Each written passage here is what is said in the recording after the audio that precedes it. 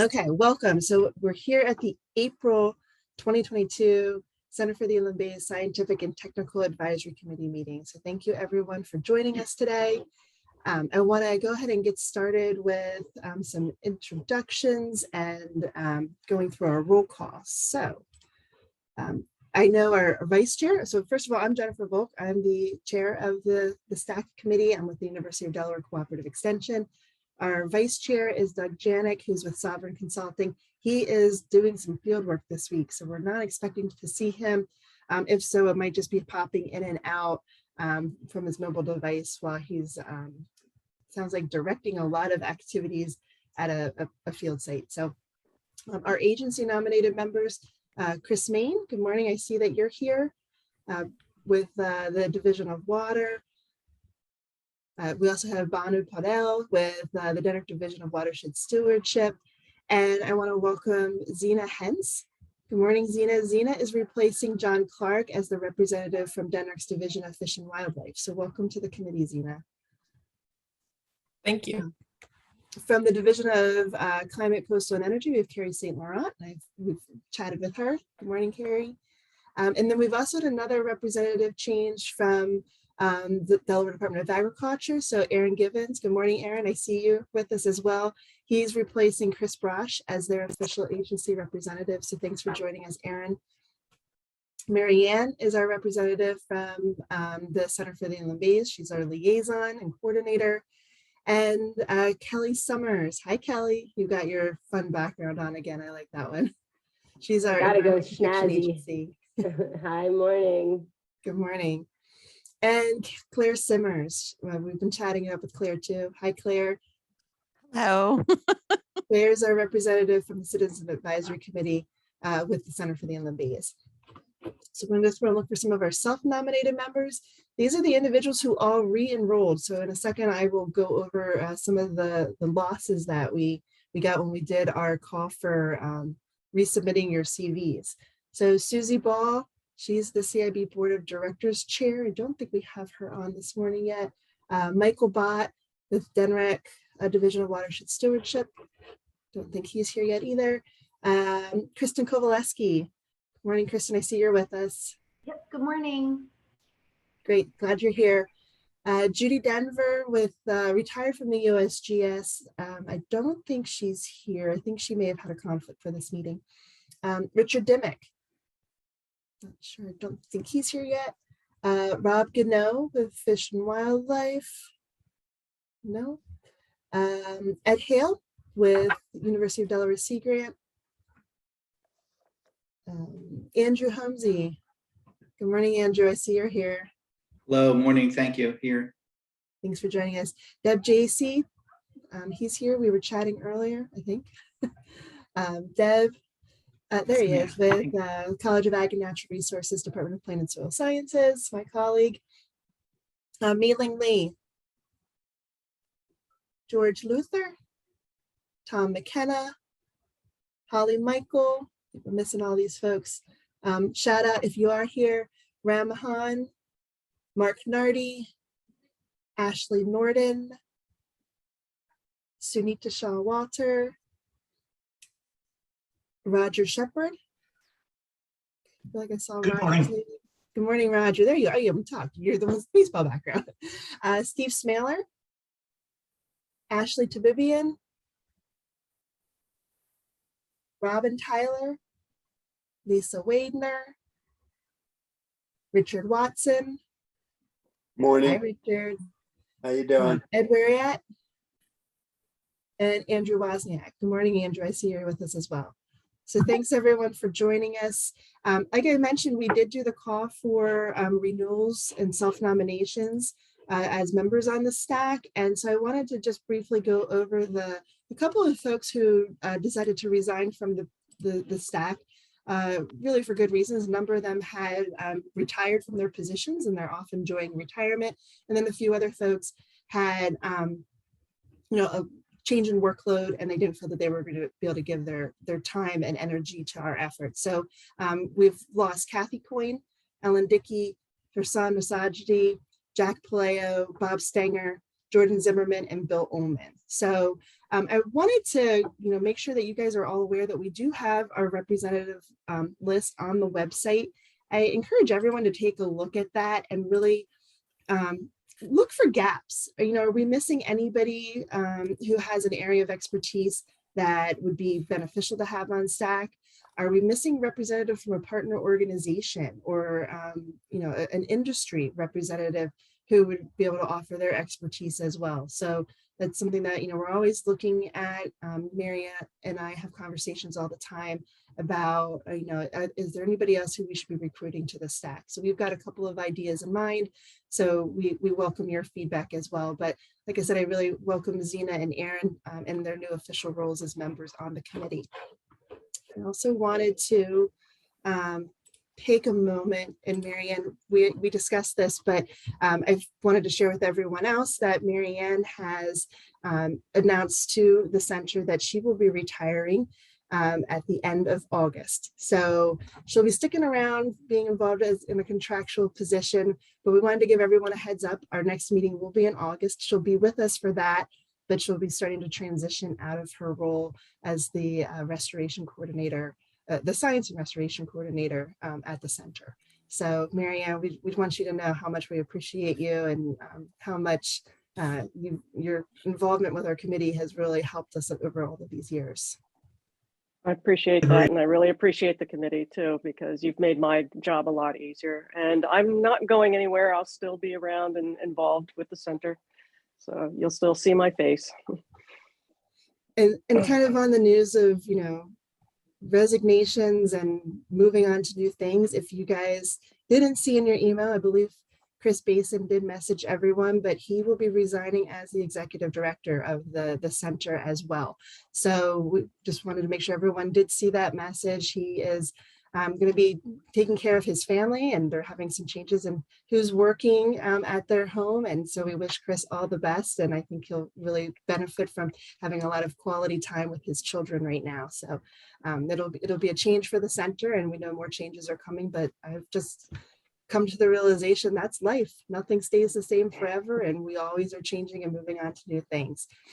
Jen, I just wanted to say briefly that there is a search that's being initiated this week, actually. We started doing the process, but there will be a search for replacements for both Chris and myself.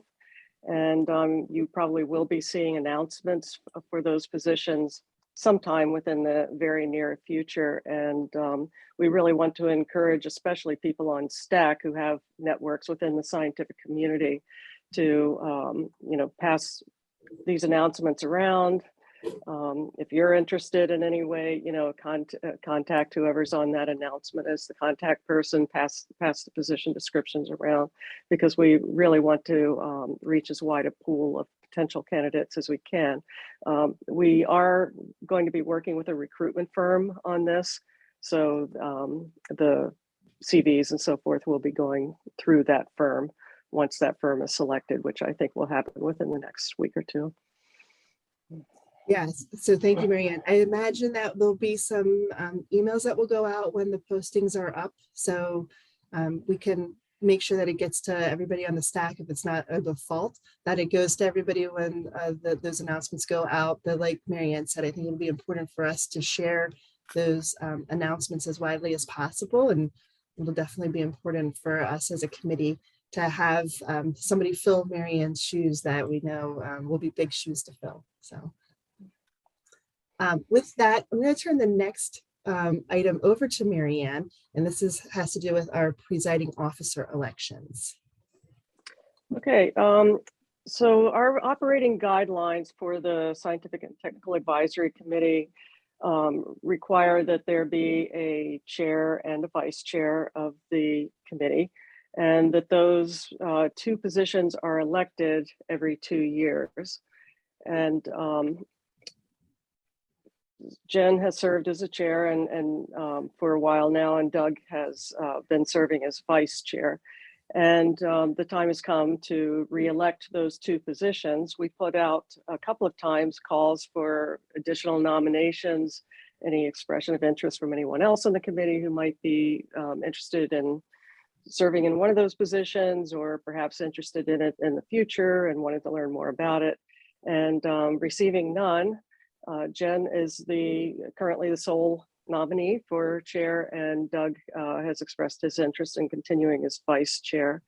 So we are going to, I think we were going to do this as a voice vote, or oh. Yeah, we are going to do a voice vote, Marianne. I was not able to get the Zoom vote established. Okay. So do we have a quorum? That's a question. 15 would be a quorum, 15 members. Let's see. So I don't count because I'm going to be abstaining from this vote. So 1, 2, 3.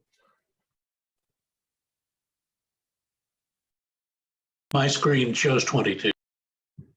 And not everyone is a member of STAC, though. I think we have 14 actually, by my count. And if you are abstaining, wouldn't you still count towards the quorum? Oh yeah, okay, you're right, Andrew. That is part of the rules. I would just Okay. abstain. So I think that gives us then 15. Okay, so I think that we can have a valid vote then. So I am going to call for a voice vote on ayes in favor of keeping Jen and Doug as chair and vice chair. Aye. Aye. Hi. Aye. Aye. Aye. Aye. Aye. Okay, any nays? Any abstentions? And 1, Jen. Okay, so I think that we have officially reelected both of you for the next 2 years. So thank you for your service. You have been outstanding in those roles. And I think that the STAC will continue to grow in its efforts to support the center under your leadership. Thank you, Marianne. But my offer is out there to mentor someone else who would be interested in taking on this role at some point in the future. I think it's always good to be building the next generation of leaders. And so if anybody is interested, please, feel free to just send me a note or a private message in the chat. And that's something we can talk about, and I can start bringing you under my wing, and you can learn more about the roles and responsibilities and some of what happens behind the scenes of these meetings. So I really appreciate that. I appreciate Doug's involvement. I think he's been a great vice chair, and I know he has a lot on his plate right now. So I really am happy that he is still willing to kind of stay involved and be my backup and help us with a lot of the leadership for this committee and involvement with the board of the center as well. The final position we needed to discuss is secretary for the STAC. So this is not an elected position. Judy had been serving in this role.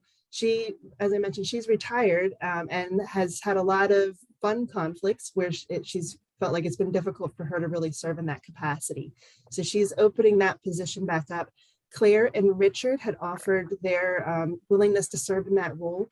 As Marianne and I have discussed, we'd really like to have maybe 4 people take on that responsibility, so that if we have 4 meetings a year, you only have to take notes for 1 meeting a year, and it shouldn't be too much of a time commitment. Maybe about the 3-hour meeting plus looking at your notes afterwards.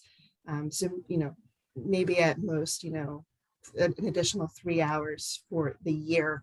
If we have 4, it becomes more of a responsibility if we only have 2.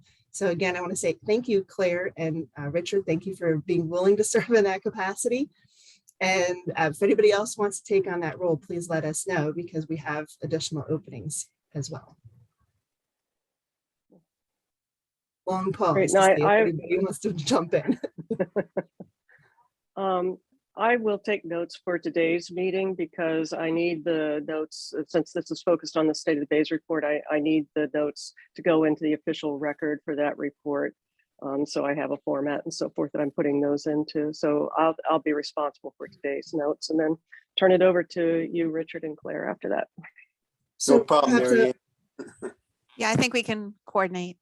I was just going to say, perhaps the 2 of you can chat, or let each other know which dates might be better or worse if you think you may have a conflict for some of our future meetings, and we'll just make a note of that, and we'll know who to call on when we get to the August and then the fall meeting. So thank you again. We really appreciate that, and thank you for taking care of the notes today, Marianne. right, are there any other announcements? Marianne, I think there were going to be a couple of other announcements from the center.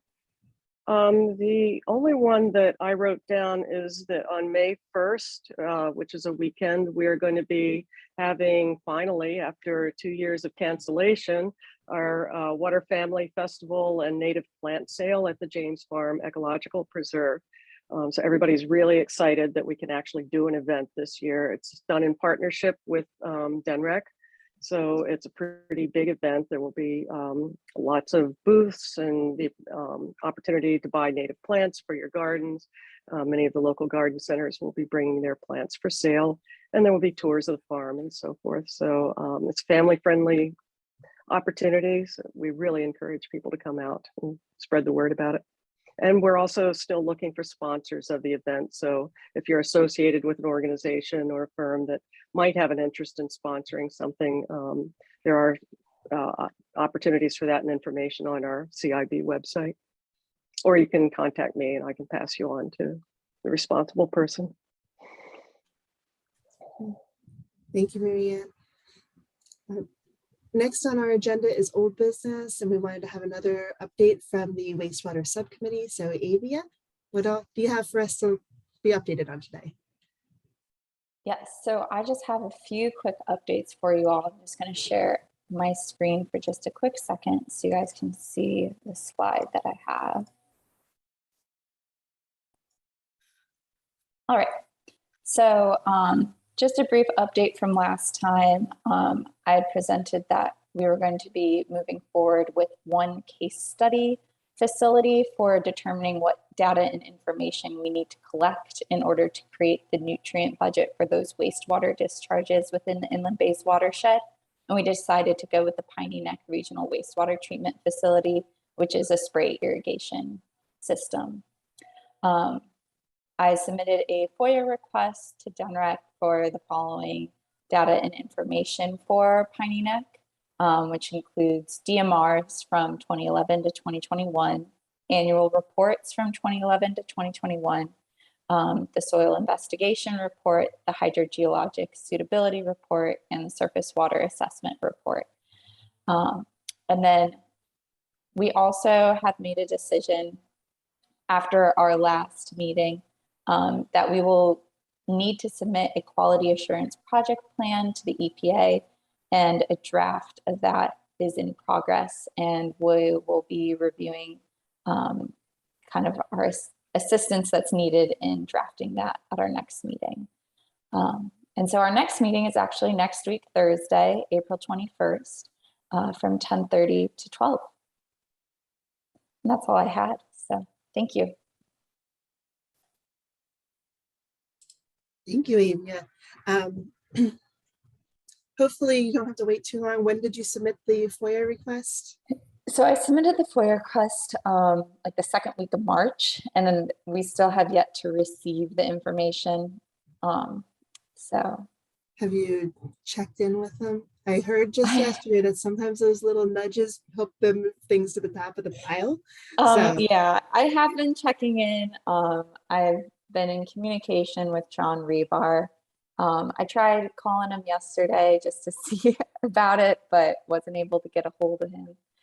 Yeah, I know it can be a long process. So yeah, it's good to have patience, but I know it'd be nice to be able to get some of that information so the committee's work can move forward. Yes, I would agree. So okay, well, great. And then I see in the chat, Nivette noted and provided information for the native plant sale. So it's May 14th, 10 to 3. So folks, if you're interested in attending that. Yeah, thank you for that correction. I dropped a 4 somewhere.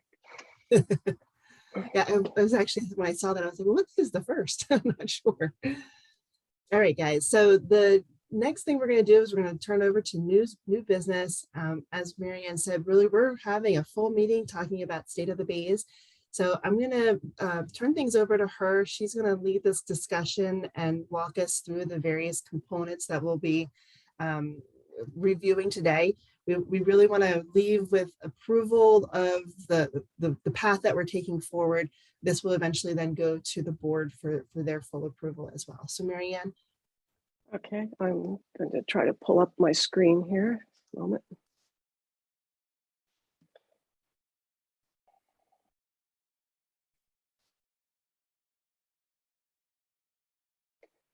Okay, can you see my title slide there? Yes. Okay, great. So the purpose of devoting most of today's meeting to the State of the Bays report is ultimately to get some final input from the STAC on the indicator analyses that we've been doing. So we are going to spend the rest of the meeting summarizing the results of the analyses we've done on all of the indicators for the State of the Bays report.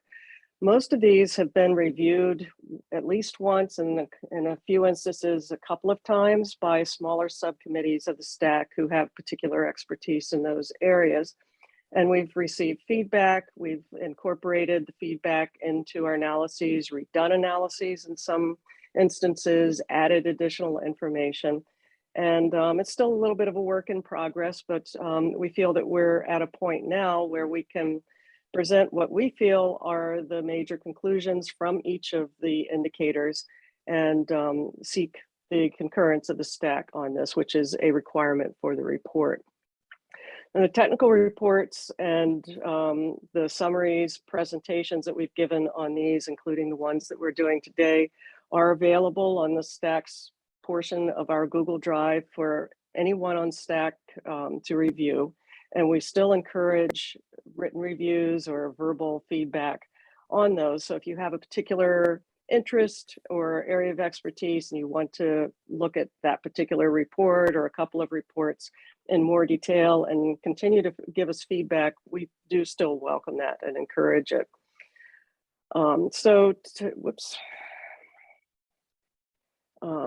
So today we're going to ask for any additional feedback on these.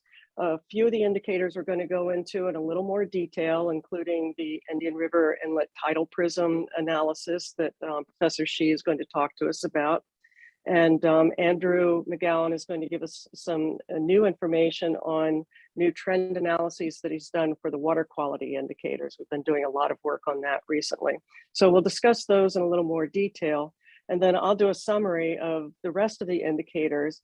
And it's a little bit higher level summary, the major conclusions, but we still encourage you to give feedback on those. Those are the ones that have been reviewed previously. And then we'll seek your concurrence on the status and the trends that we've concluded are being told by these indicators. And so what do we mean by concurrence? Well, the fact is that there's still work being done on these. So there is still opportunity to tweak these, to do some additional analyses and everything. But we want some verification from the STAC that these are pretty close to complete. And given the condition that there may still be a little bit of opportunity for some changes based on feedback. And then we want the STAC to say, yes, we agree with most of this. So then we can send it to the board of directors. And their next meeting is in June. And we'll be presenting all of this to the board of directors, the major findings of the report, and then get their concurrence on it as well. And once we get the board's approval, then we can move forward with completing the report and releasing it. So that presentation to the board will be given on June 10th, and we're looking to get the release of the report somewhere around the end of the summer. There will be a press event and everything that the STAC will be invited to. And we'll have more information on that later in the summer when we have a more specific timeline. So we're going to be presenting the status and trends on each of the individual indicators in these summaries. And then the report itself is organized into 6 different chapters, groups of indicators. And we have always in the past put an overall status and trend on that group of indicators, which sometimes is challenging, but we've made an attempt to do that. We've gotten feedback already on our methodologies for doing that, and we'll want your concurrence on those conclusions as well. Okay, so yeah, this is just a slide summarizing the status and trends that we try to put on each one of the chapters. And these are examples from the last State of the Bays report, executive summary of the status and trends we put on those chapters. So I'm going to start by turning over the presentation to Professor Shi.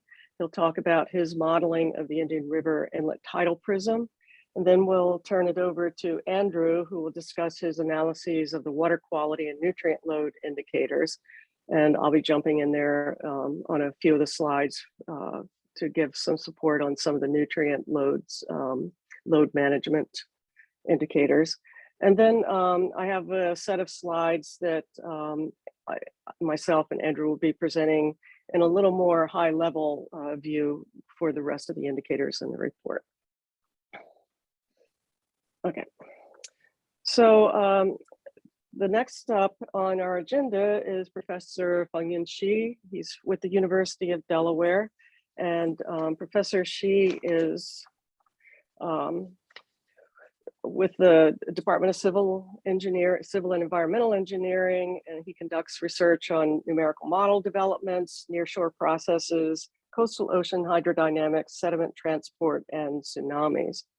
And we are very thankful to Professor Shi for assisting with this, because this has been an indicator in the State of the Bays report since its inception. It's a very important indicator.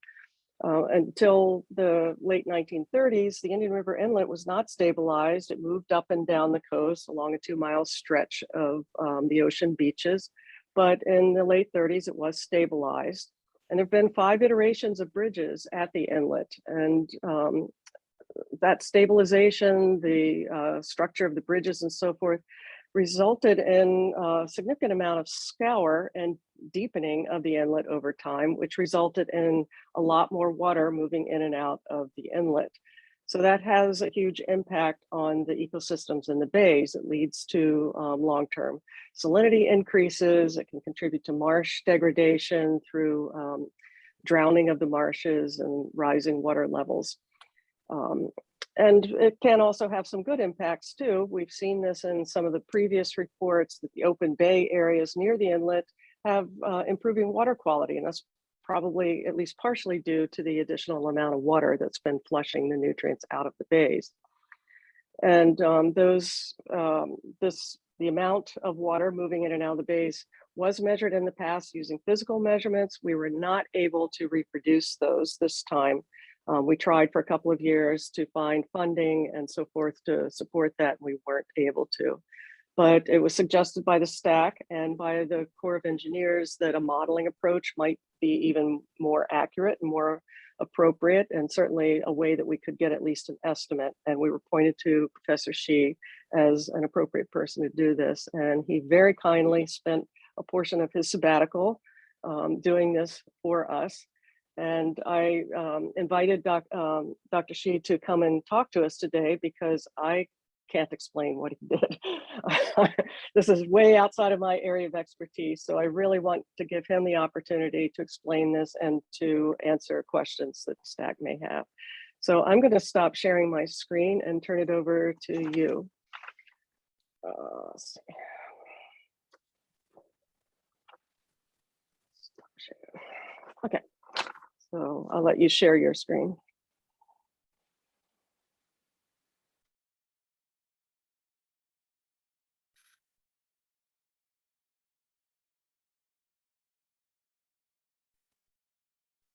So you hear me? Okay, thank you for your introduction. Actually, it's a very interesting work.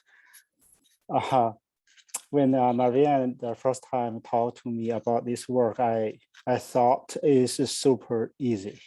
Okay, because we have the model, it's validated, and just give her one shot, you got the results and give it to her. That's the results.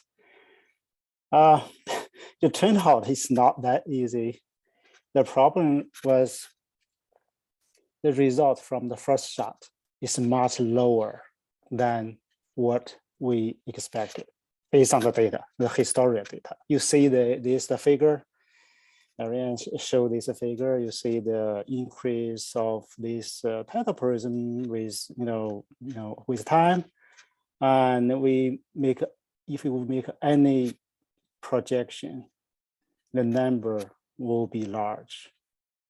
Okay, but my numerical results from the first shot is much lower than that number we expected. So that's a problem. So I decided to look at the details. What's the problem? So I want to mention that I was in the sabbatical and I have a plan over time. So I want to spend time to look at the interesting stuff.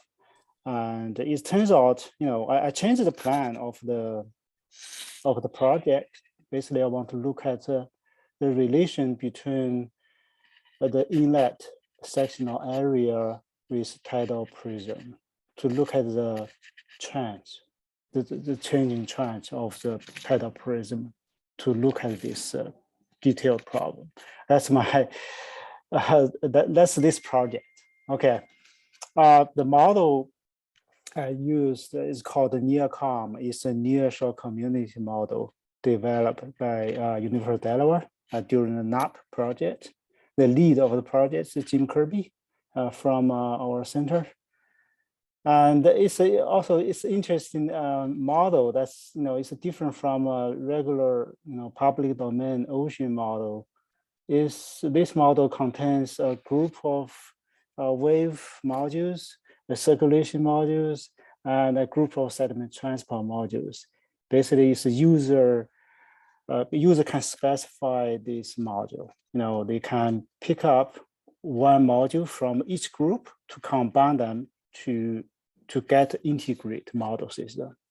So in general, they can predict the tide, storm surges, and the wave-induced processes like rip current, longshore current, and sediment transport, something like that. It's basically the model is focused on nearshore, like inland bay, it's a shallow water. It's a quasi 3D model. It's not real 3D. So vertically, we use analytical solution to get this 3D structure of a current or other properties. So recently we have another version called the subgrid closure model. It's a very high resolution. I will show you later. It's like meters resolution. You can see the detailed flooding and draining processes in the marsh area. That's basic model information about the model. And for inland bay model, we have two versions. The first version exists for many years. It's called the TVD version. The TVD represents a specific numerical scheme that can accurately calculate the high speed flow. Like, you got a flow at the inlet, that speed is very large. The flow number is large. So it's good for this kind of simulation. Another version, basically the first version, because I said it lasts 4 years and we have a good validation. It's based on curvilinear coordinate. The highest resolution is 16 meters at the inlet. So it resolve 16 meters. Yeah, it's well validated. So that's a version I use for a tidal prism calculation. The second version is so-called subgrid model, which is a high resolution. Right now we have a lot of LiDAR data. The LiDAR data give you meters resolution. So now we develop kind of a subgrid closure to solve the problem. Basically, the model can see this detailed the geometry, the bathymetry of the computational domain. So the highest resolution is 2 meters in the inland bay model setup. So that's a basic about the model. And these are two animations show this model results. The left panel shows this surface elevation of a tide simulation. You see the color, that means the surface elevation. The right panel shows the flow structure represented by the flow vortices. You see the vortex, vortices. It represent this flow structure. It's a very strong vorticity at the inlet area. You can see. About model validation, I can call this a fully validated model because we have 3 tidal stations inside Inland Bay. The first station is in Dewey Beach in Rehoboth Bay. The second is in Rosedale at the Indian River Bay. And the third one is at the inlet. Basically, we use a 3 USGS station to do the model validation. We validate the tides and subsurge, and we overtopping the overwash. The red panel shows this, some example of model validation, and the upper panel shows this Hurricane Sandy event. It's a model data comparison. The bottom panel shows the model data comparison on storm surge event. You can see for the Sandy event, the model and predict the surge and predict the surface elevation. Actually, we solved the problem because we found the problem is caused by the wave overwash over the Route 1. You see, the water just go from the ocean side to the bay side. I get a lot of water volume into the bay side. This stuff published in the course of engineering. Okay, back to the topic of tidal prism, and I start with the figure, and Ariane shows before earlier. This is data. Basically, it's called flushing. This is a flow flux passing through the inlet. It's a sort of tidal prism. It's not exactly because, by definition, you can see the significant asymmetry feature. Asymmetry. For example, for the last measurement, 2004, you see the outgoing flux is 1,682 million, and income is different. Income is much larger. It's 2,293 million. So I couldn't find the documentation about this. So documentation is incomplete. So I make average about over these 2 numbers. I get 1986 million. That's I will use this number as a tidal prism for the last measurement in 2004. So I mentioned that before, this puzzle using the first shot result give a lower value than this. That's the puzzle. So I decided to modify this scope of work. Basically, I want to investigate the relationship between tidal prism and the cross-section area. And hopefully from there, I can make a best guess of tidal prism at the present day using numerical model, results, empirical formula, and historical data. That's a plan. That's what the idea. Why I change the plan. It's not one shot problem. It's not one shot task. Okay. The first task for this is how to configure this bathymetry data into the model. You see the left panel shows the evolution of the inlet bathymetry. It changed a lot from 1974 to 1999. You can see it's a typical 3D feature. So for the 2D model, you basically had to figure out how to represent this 3D feature. So I used a concept of effective cross-section area. That's a general practice in this 2D modeling work. The right panel shows the data. That's the data of cross-section area. from very early, 1940 to the last measurement is 1999. So after that, we don't have detailed measurements. So I make a linear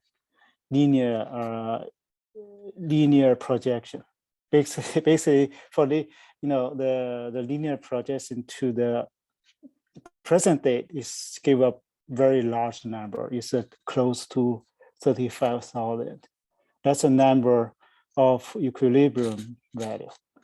Okay. That's if you do the linear exportation, the projection. So for this work, I designed 25 scenarios based on the cross-section area. This covers a pretty large range of section area from 8,000 to 27,000. Basically, the maximum number is higher, is larger than the equilibrium value. So each scenario will simulate 30 days. That covers spring tide and neap tide. And for simulation, I don't include river discharge. I will consider river discharge separately for the tidal prism calculation. And actually, the calculation is very straightforward. When this is an example of the calculation. When you get a time series of flux at the inlet, you split this time period for flood and ebb tide, and you make an integration for each segment. You get this series of prism. You get a maximum at flood tide and the minimum from a neap tide. You get the two numbers basically from the numeric model. So the two figures show the results. Basically, the two figures are same, except the left panel shows 10% exceedance curve, and the right panel shows the results from empirical formula. You see from the left panel, you see these the blue circles and red circles. That's basically from for each scenario you get two values. One is maximum, one is minimum. Represent the spring tide and ebb tide. Basically, you get two values. So that's all 25 cases, and the curve, the dashed curve represents this polynomial fit. You see the at 2004, the triangle represents data. Okay, at the data of 2004, actually our simulation is lower than this measurement. So that's why I created this curve, this 10% exceedance curve. I would think this curve maybe for the conservative consideration, this curve is better than this curve, than the dashed line. So I use this 10% exceedance for prediction curve. Okay. Actually, you look at the section area at the present date is close to equilibrium. Okay. And you get this slow down the curve, you get this increase slow down in later time. The model underpredict this part, underpredict early years, because we use present bathymetry. For old years, you should have a smaller surface area of the bay. If you use current bathymetry data, you get a larger area. So that's why the model over predict these values. And if you look at this the result from empirical formula actually even worse, because the empirical formula give a smaller value of this tidal prism. So I trust more of the model results. So I use this curve to give prediction. Okay, for conservative consideration. Okay, that's the idea. So in conclusion, actually, the near-term predicts the curve that's consistent with historical data. That's for sure. Okay, the model result indicate increased rate slowdown in recent years. The tidal prism is reaching stable value actually, as the section area approaching the equilibrium value. Okay. So the 10% exceedance curve match upper limit of data. So that's recommended as a prediction curve for the tidal prism calculation. Okay. So using this curve, we get the best estimate of maximum prism is, plus the river discharge, we get a total number. The final number is 2,150 million cubic foot. That's final results. And finally, I want to mention the uncertainty of numerical model. This is from, sometimes, basically from my experiences from bathymetric data or some model resolution, if the model cannot resolve the channels or, the draining or flooding process, they make some difference. However, I did some tests, in case that model cannot resolve these channels, increase the water volume in the bay. I didn't see the increase, much significant increase of tidal prism. Yeah. So finally, I want to mention this the new update of this this inland bay model. The left panel shows the subgrid model. I just mentioned that it's a 2 by 3 meter resolution. You can see the draining and the flooding processes at this this place called a curve area. What's the? I don't know this area. It's a close. It's a closer inlet. Basically, you can see this marsh flooding the draining process. And the red panel shows another, simulation is wave resolving at South Bethany Beach. This model of a 100-year storm, you can see the streets are flooded. This is Route 1 basically. It's flooded in a 100-year storm. Yeah, that's it. I hope that this model can serve as a prediction tool for inland bay, the research community. That's it. I want to take your questions. Thank you. Thank you, Dr. Shi. Other questions from any of the attendees? So I was curious, just looking at this particular imagery of South Bethany in that Route 1 area, does the coloring indicate any sort of depth, or is it just the presence or absence of water in this particular case? Yes, surface elevation. You see the shallower colors are present higher elevation. You see the surface waves, see the wind Yes. waves. Yes. And the blue colors are present is wet. It's flooded, inundated. So like that area along Route 1 in that dark blue, is that a certain depth of water, or just saying that there's water there? Yes, water there. Okay. So you see the dune. I look at this area basically every summer. I went there.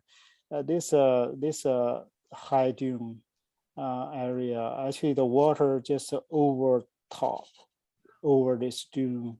Yep. In big storm and flooded this on the street. It's interesting. I don't know if that happened. It's a 100-year storm. I put like a 2 meter surge, 2.3 meter surge. I didn't put sea level rise. You could put a sea level rise some projection to see how the flooding occur in this area. There's people who live and work down there, and I know I've seen pictures of parts of Route 1 flooded, so I'm sure there's some local institutional knowledge of how that works. So I see we've got a couple of folks with hands raised. So let's see. I'm looking for the hands. The mouse disappeared on me. Who do we got? Rich, Richard. yeah. Yep.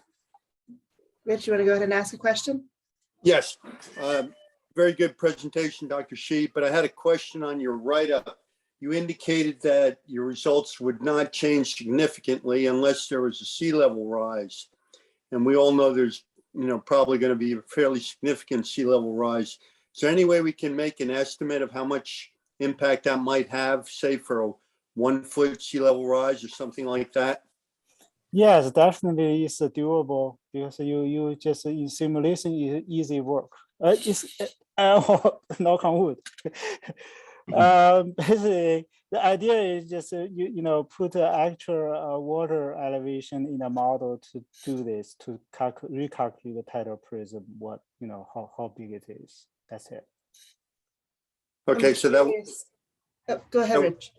yeah, that wouldn't be a significant problem then if we had to update it, say, for a couple of years in the future. Couple years, yeah. There's that's really based on the projection of a sea level rise. I saw several results from different reports. That really depends on the results. So there's a projection. Yeah, well, I think that's a good question. That's good. There's like a sea level rise technical report that came out, I want to say like 2017 or so. And I think it said there was like 98% probability that seas would continue to rise an additional foot off of Delaware coasts, and some 80 some percent probability that they would rise as much as 2 feet by the end of the century, 2100. So like Richard said, I think, it's pretty definite it's going to happen. I guess, the question is that something to talking about the State of the Bays report? The state of the Bays is the state right now versus thinking about the impacts of tidal prism on water quality and management planning that we could do for the future, knowing that it would change. So that's something that I have to spend more time thinking about.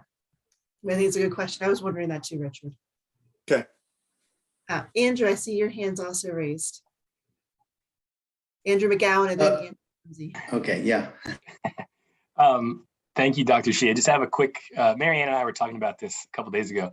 Can you give me some reasons why the incoming water would be less or would be more than the outgoing water? That's a good question. I cannot explain. My idea is symmetric. Because by definition, the tidal prism is symmetric. Right. You consider, from measurement point of view, unless you have a big river charge, you get a asymmetric feature. Actually, the river charge in inland bay is very, very small. It's like a 50 cubic meter per second. The largest, the biggest, the largest one. So it won't get this significant change.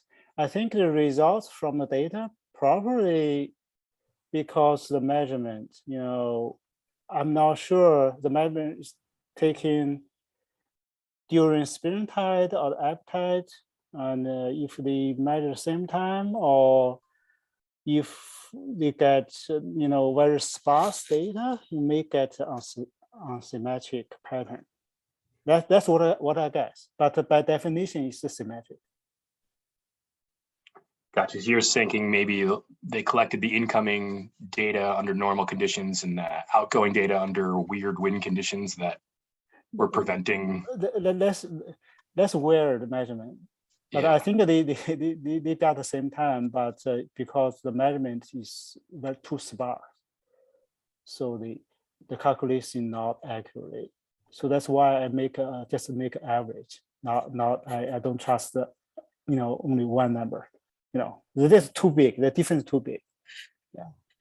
Thanks. My understanding is that the physical measurement, at least the last one that was done in 2004, was done over a 24-hour period. So it was basically, one tide cycle. Thanks, Marianne. Andrew Holmesy. Hi, two quick questions. First, the linear extrapolation of the tidal prism, going out to 2100. Is that realistic, or it just seemed to me like that it wasn't a linear relationship. So if you go out, it's going to look pretty bad, but it seems like it's reaching equilibrium faster. And then secondly, the total, I guess you might call it deficit or surfeit of water coming in is what is that in comparison to the total bay volume? And is it, percentage wise, how significant? Sorry if there's two questions in there. Yeah, for the first question, actually, linear interpolation definitely is not appropriate. It's inappropriate, because if you look at this empirical formula, it's exponential. The function is not linear. So as the section area increase, actually the tidal prism will slow down. The increase will slow down. It will become very stable value. We call the equilibrium value. So it's not reasonable for linear exploitation. Yeah. Right. I was just questioning because you had the one figure with the linear trend. Because we for the section area, you mean the section area, the sectional area. I guess that's what it was. Yeah, I don't remember. Yeah, there's no method to do this. That's why I use the linear is first order. So there's no many research for this stuff. So that's why we use the increased rate for the interpolation. That's the first order. Okay. The second question is, do you ask this the water volume in a bay effect? Mm-hmm. Can you Yes. repeat? Yeah. Well, I was just wondering how significant is the extra water that's coming in terms of, because it sounds like a lot, but I don't know whether it's a lot relative to this total volume. Yeah, for in empirical formula, usually they don't use the factor of bay volume, but for our case, because it's the inlet, the breath inlet is just constrained manually, so that make a difference. So the volume of water in the bays make a difference, make effect. So if you increase the water volume, basically you increase the tidal prism. And the same thing, and you cannot do the infinite increase of volume because you have big friction. You consider hydrodynamics at the inlet that have a big effect. When you increase the water volume in a bay, and the tidal flux, also the velocity at the inlet will increase, and you increase the the friction at the inlet. That is factor of decrease of tidal. That's a balance, a kind of balance. So that's why people more trust this numerical simulation rather than empirical, because empirical doesn't consider this water volume in the bay. Great. Thank you, Dr. Sheen. All right. Thank you. Marianne, I see your hands up again. Yeah, I had two things. One of the conclusions that I get from listening to you is that your work was limited by the lack of current bathymetric data for the inlet. So if that's the case, it seems that might be something that could be put as a priority in the next update for the Inland Bays Environmental Monitoring Plan, to get updated bathymetric data from the inlet. And then the second thing is that one of the things that I'm struggling with in putting the report together is how to reconcile the plot that we had in the previous report, which showed the incoming tide and the outgoing tide as two separate curves. How do I make a new plot for the report that incorporates your new data point, which is just a single point? So would it be appropriate for me to take the averages of those two curves to get a new plot and then add yours as a new data point onto that? Personally, I don't know, but I have some suggestion. Firstly, you know, as the tidal prism plot, probably, I think, if you use current figure, it's a little bit confusing because, you know, in terms of a symmetric feature, people will argue that why you get the incoming larger than outgoing, something like that. Because my first impression is when I look at the figure, I say, oh, this is not reasonable. Why?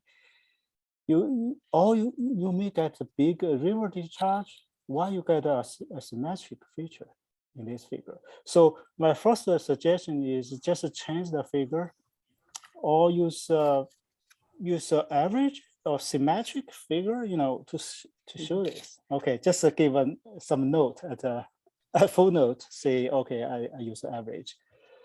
The first suggestion. Second suggestion, just give us the actual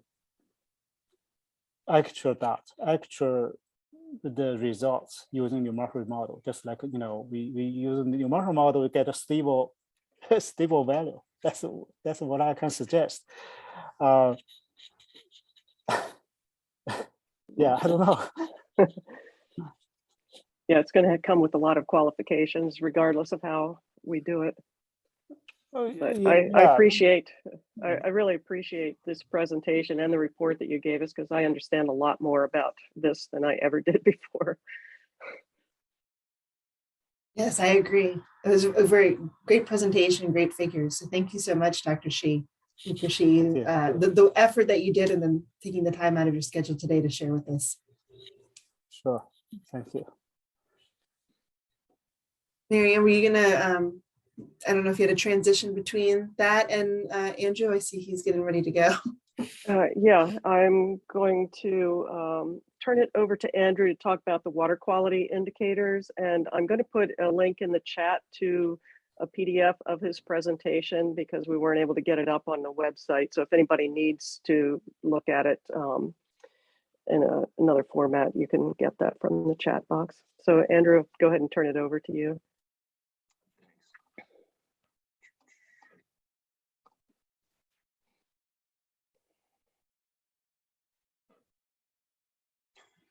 All right. So much of this was presented at a subcommittee meeting, but I don't know that there was a lot of you who were at that meeting and are also at this one. So this might be new to many folks here. I'm going to go over each of the different water quality indicators, the methods that we use to derive station status. New this year, and what we're particularly hoping to get a consensus on in this meeting, is choosing one of two possible trend analyses that were run. The options being a seasonal man candle and a generalized additive model. I'll also be briefly touching on a sort of new report card style scoring system that we're using, and then the results messaging and ultimately the status bar. Okay, so for dissolved inorganic nitrogen, dissolved inorganic phosphorus, water clarity, which is Secchi depth, and total algae, which is chlorophyll, only data from March through November were utilized, and that corresponds to the eelgrass growing season. This has been the method used in all the previous reports as well. In order for a year to qualify at a particular station, it needed at least 3 observations between March through November. And then in order to be included in the report, the last valid year needed to be between 2016 and 2020.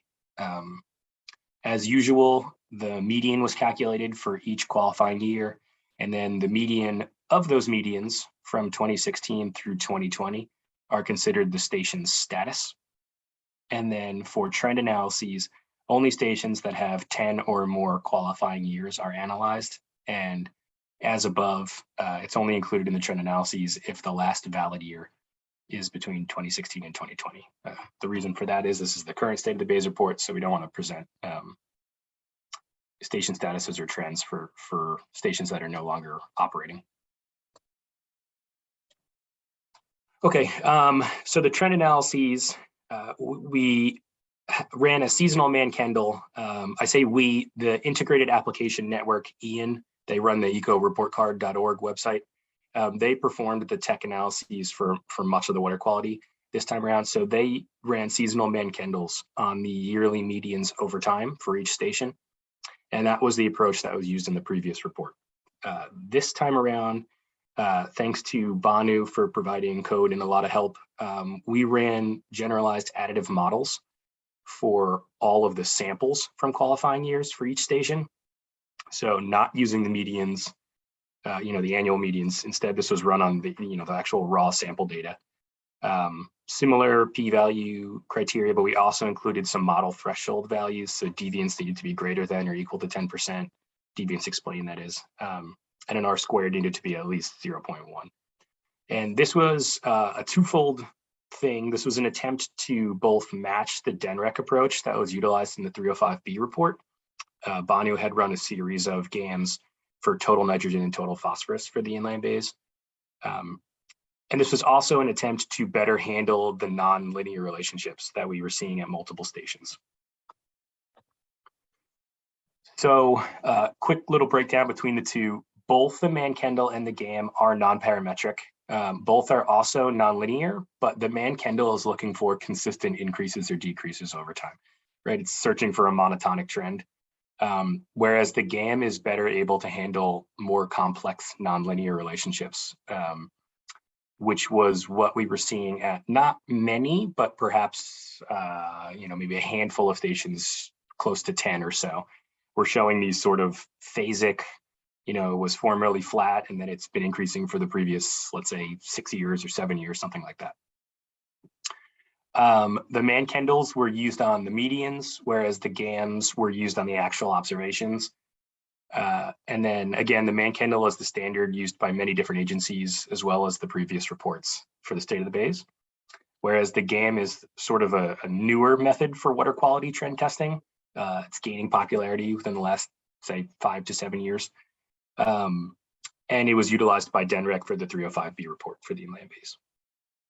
I'm hopeful that the decision between these two trend tests will just come up organically as we work through each of the indicators. So if people have opinions on the matter, just chime in anytime.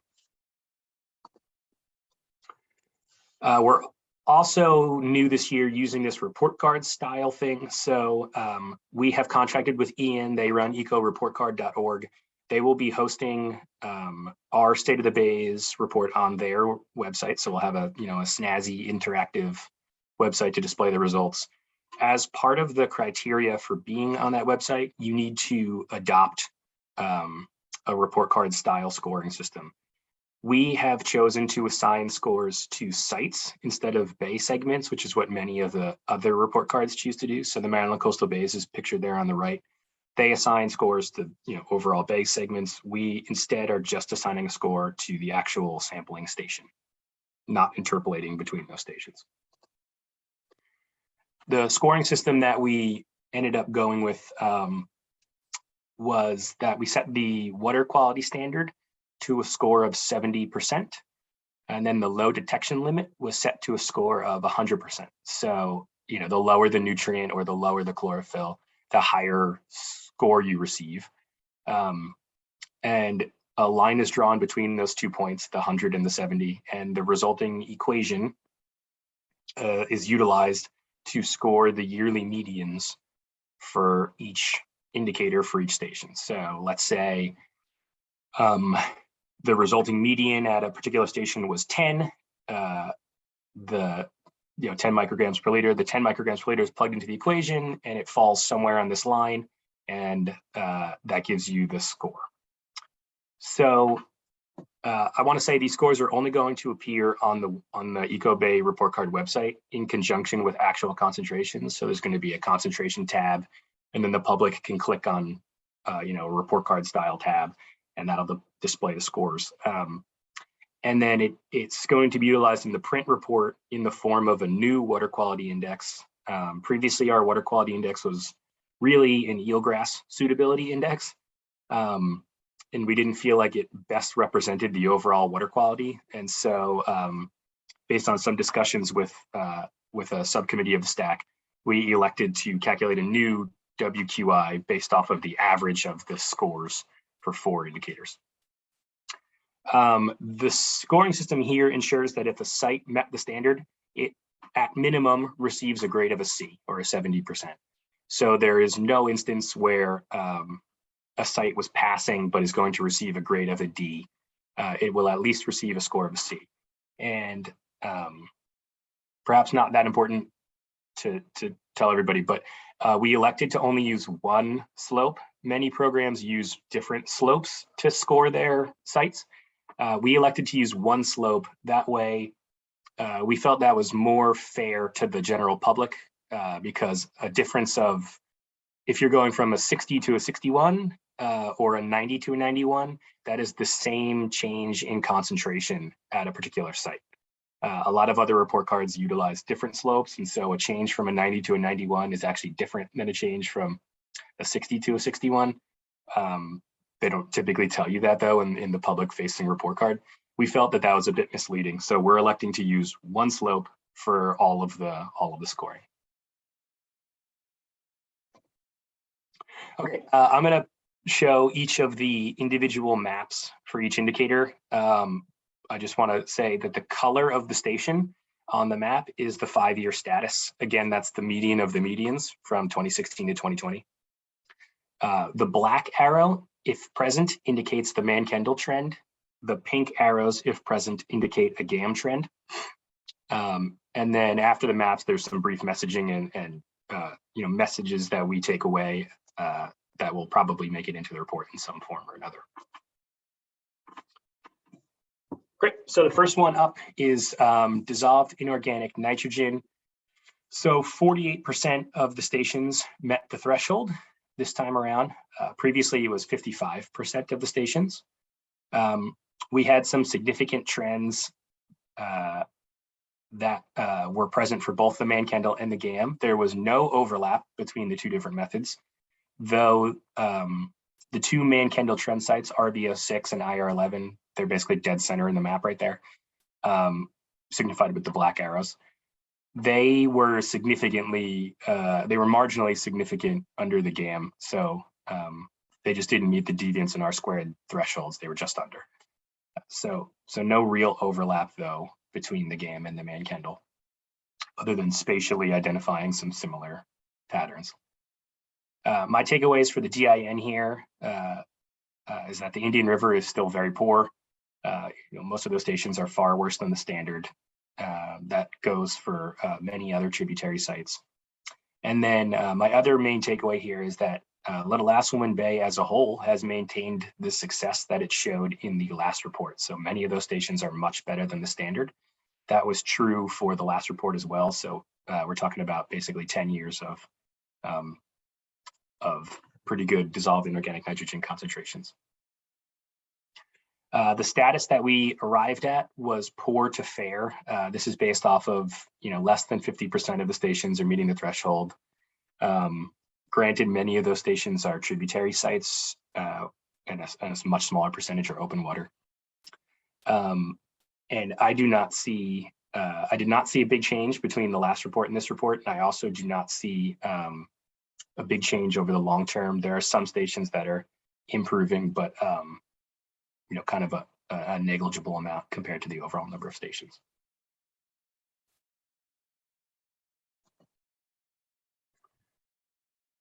Okay, dissolved inorganic phosphorus. So similarly, 48% of the stations met the threshold. Previously, that was 36%, so we've upticked a little bit. Again, there is not a lot of agreement between the Kendall and the GAM. The GAM picked up on a number of stations that the Mann-Kendall did not. The river here looks better than it did for dissolved inorganic nitrogen. Rather than being far worse than the standard, it's mostly just worse than the standard. Our hypothesis or speculation is that this could be uptake from all the algae in the river. And again, it's still largely not meeting the standard. The inlet, surprisingly, is also not meeting the standard. We tossed this around in the subcommittee a little bit last time. We were thinking possible upstream effects making their way down, or some oceanic influences were possible. Again, it's not way over the standard. The median at the inlet was 0.013 and the standard is 0.01. So we're talking just over, but still notable. And similar to dissolved inorganic nitrogen, continued success at the LIB sites. Again, we're talking about 10 years of passing nutrient data for Little Aspenwind Bay, which is, I think, a very notable story and something we should be highlighting in the report. Okay, all things considered, again, poor to fair status here, 48% of stations, so less than half. And while we upticked in the percentage of stations that are meeting the threshold, again, I don't see an overwhelming amount of stations improving or degrading here over the long term. And so my interpretation of this is that there's no real trend in the phosphorus data. If folks have comments or anything, by the way, I can't see you people, I can't see the screen, so feel free to just unmute yourself and jump on in. Okay, chlorophyll data. 56% of our stations meet the threshold, down slightly from the last report. The trends are, there's a lot of them. So there's 8 Mann-Kendall trends, 5 getting better and 3 getting worse. There is 4 GAM trends, and they overlap and totally agree with the Mann-Kendall. And then there was marginal significance at 2 of the 4 that didn't show up on the map. So actually, I would say pretty good agreement between the Mann-Kendall and the GAM for chlorophyll trends. The river, again, here is very bad, far worse than standard. And the inlet, which was previously dark green, is also showing some increasing trends and is now meeting or better than the standard. Again, the speculation here was possible accumulation of upstream effects, right, floating down from the river on an outgoing tide. And then with regards to Little Aspenwind, the DIN and DIP has been good, as I said, for 2 reports in a row. And we're now seeing significant improvements at 3 or 4, depending on which station, which trend test you want to use, different sites in the bay. So the bay itself is largely meeting the standard, and it's significantly improving over time. So again, another sort of success story for Little Aspenwind in this report. All things considered here, I see this status as fair. So more than 50% of the stations meet the standard. I do not see a trend. I see some improvement, particularly in Little Aspenwind. I see some degradation in Indian River. And we've gotten worse a little bit with respect to the last report as far as percentage stations meeting thresholds. So I think those things really balance each other out, and I don't have a declaration for a trend here at this for this indicator. Okay, the last one before we switch methods is water clarity, SECI depth. Some caveats with SECI data. There's tremendous variability in SECI data sets. It's just inherent in collecting SECI measurements. Stations, in super proximity to each other can have completely different results. I'm thinking, I don't know if you can see my arrow or not, but in the middle of Indian River Bay here, there's a dark green next to an orange. And that's just part of SECI data. It's messy. There is no agreement between the Mann-Kendall and the GAM, with the exception of one site in South Bethany that I blew up on the bottom right there. The results indicate that the majority of the bays do not meet the SECI criteria. Indian River is notably poor. I think that this matches the eyeball test pretty well. Folks who spend any time out on Indian River know that the water is rarely clear. You know, especially right as you get out of that inlet area, it really shifts into river water or turbid water pretty quickly. In fact, when we were doing our bay grass monitoring, we wanted to check west of Potnetz and like Holt's Landing area and everything. And time after time, the water clarity was too poor over the course of 2 years to do any sampling there. We also haven't collected a single sample of macroalgae from any site west of Oakey Preserve in the past 3 or 4 years. And that's not because the nutrient concentrations are so great. That's because the water clarity is too poor, we think, to support the growth of seaweeds in those areas. So this matches what I tend to think of as water clarity in the bay, right? The inlet areas are pretty good, but it's a quick drop off from the inlet areas. And again, paying attention to the Forgotten Bay in Little Asswoman there. Eastern Little Asswoman has our only open water bay grass bed, and the clarity in that area appears pretty good, though it has a degrading trend over time, which is something to keep an eye on. So overall, the status here is poor. You know, the majority of our sites are failing. I do not see a trend again in this data set. I see a lot of variability, some sites going up, some sites going down. And we also didn't see a big phasic shift from the last report. So no trend for this. Okay, for DO, it's a slightly different analysis. Only data from June through September is utilized, so summer, and only data from 5 a.m. through 8 a.m. is utilized. So this is really an indicator of the percent of summer mornings where dissolved oxygen is less than 4 milligrams per liter.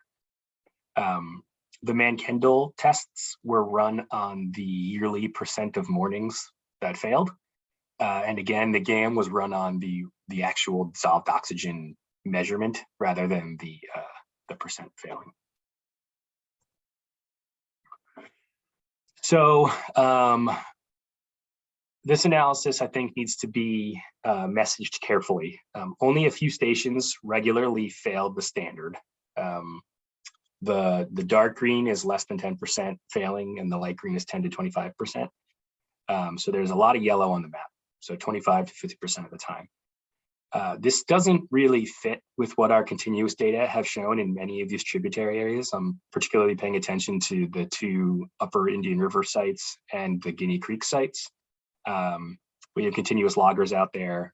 They show, you know, during those summer periods, routine failing, you know, greater than 75% of mornings failing. And then we have some open water continuous loggers in Little Asswoman and Rehoboth Bay, and both of those have also showed some pretty routine failing in the dead of the night. So we need to be, we want to be consistent with how we're messaging this indicator, right? This analysis to me looks fair, right? I look at these data and I think the dissolved oxygen is fair, maybe poor if you're considering 25 to 50% failure as poor. Our continuous data, you know, next report, you might have a totally different DO indicator, and the results from that might be more dramatic than what this analysis is unveiling. It's also a little surprising that Little Asswoman has a lot of 25% or greater occurrences, given what we saw with all the other indicators. That could be because that bay is, it gets super hot in that bay during the summer, much warmer than Rehoboth and Indian River. So it could just be a byproduct of the actual hydrodynamics within the bay. Yeah, to summarize this one, so status I see as fair. And again, I do not see a big phasic shift from the last report. I do not see consistent and numerous trends popping up in the data. So no trend for dissolved oxygen. All right, second to last one for water quality here is the new water quality index. Again, this is the average of the chlorophyll, DIN, DIP, and SECI report card scores. We felt that this was a public-friendly way to assign a single score to a site and give an overall water quality number. The previous WQI was pretty harsh in its grading system. If you failed one of those 4 indicators, it basically tanked your overall score, because it was really assessing the suitability of eelgrass. And so if you're not meeting one of the criteria, then you're not suitable for eelgrass. This, you could have a really great nitrogen score and a really poor water clarity score, and they would balance each other out and land somewhere in the middle, which wasn't happening with the old indicator. So we feel that this is a more fair overall water quality score for a given station. Again, this matches the eye test pretty well. The open water areas are pretty good, especially around the inlet. The tributary areas are pretty poor. And that LAB is pretty good, and 2 sites there showing significant trends improving over time, which is great news. So the overall, looking at this indicator, I see this as fair. Our open water sites are okay. Our tributary sites are poor. I think that lands somewhere in the fair category, perhaps poor to fair. And similar to all the other indicators, they weren't changing dramatically. I don't see any large changes here. I see a couple of improvements, a couple of declines. Yeah, I don't see a major trend in water quality for this indicator. Okay, the last one is seaweed abundance. So a little bit different here. The data points are kind of spread out. So there's a 1999 data point, and then the survey didn't resume again until 2009. And then it was again in 11 and 12, and then there was a big gap again. And then the center took it over in 2017 and did it annually in 17, 18, 19, and 20. We've previously reported it as that top graph there, the mean density, which is liters per square meter of macroalgae. And if you look at that, the decline in seaweed compared to 1999 has held steady. We haven't ticked back up or anything like that. We're not close to the 1999 levels. I wanted to look at this in a different way because I don't feel that the public really gets a lot of information from the way we've previously presented it. Like, okay, 2 liters of seaweed per square meter is really hard to envision in your brain. So I took a look at an alternate way to present this indicator. Robin Tyler had done that clam study in 1999, looking at the density needed to negatively impact hard clam populations. And so I felt that that was perhaps a good indicator to include in this seaweed page for this report. And so what I've done is calculate the number of blooms that were large enough to harm hard clams. That's that table on the bottom there. So I'm looking at the far right column, the percent of samples that were heavy blooms. Heavy bloom is bloom heavy enough to harm hard clams. So in 1999, it was 29% of samples.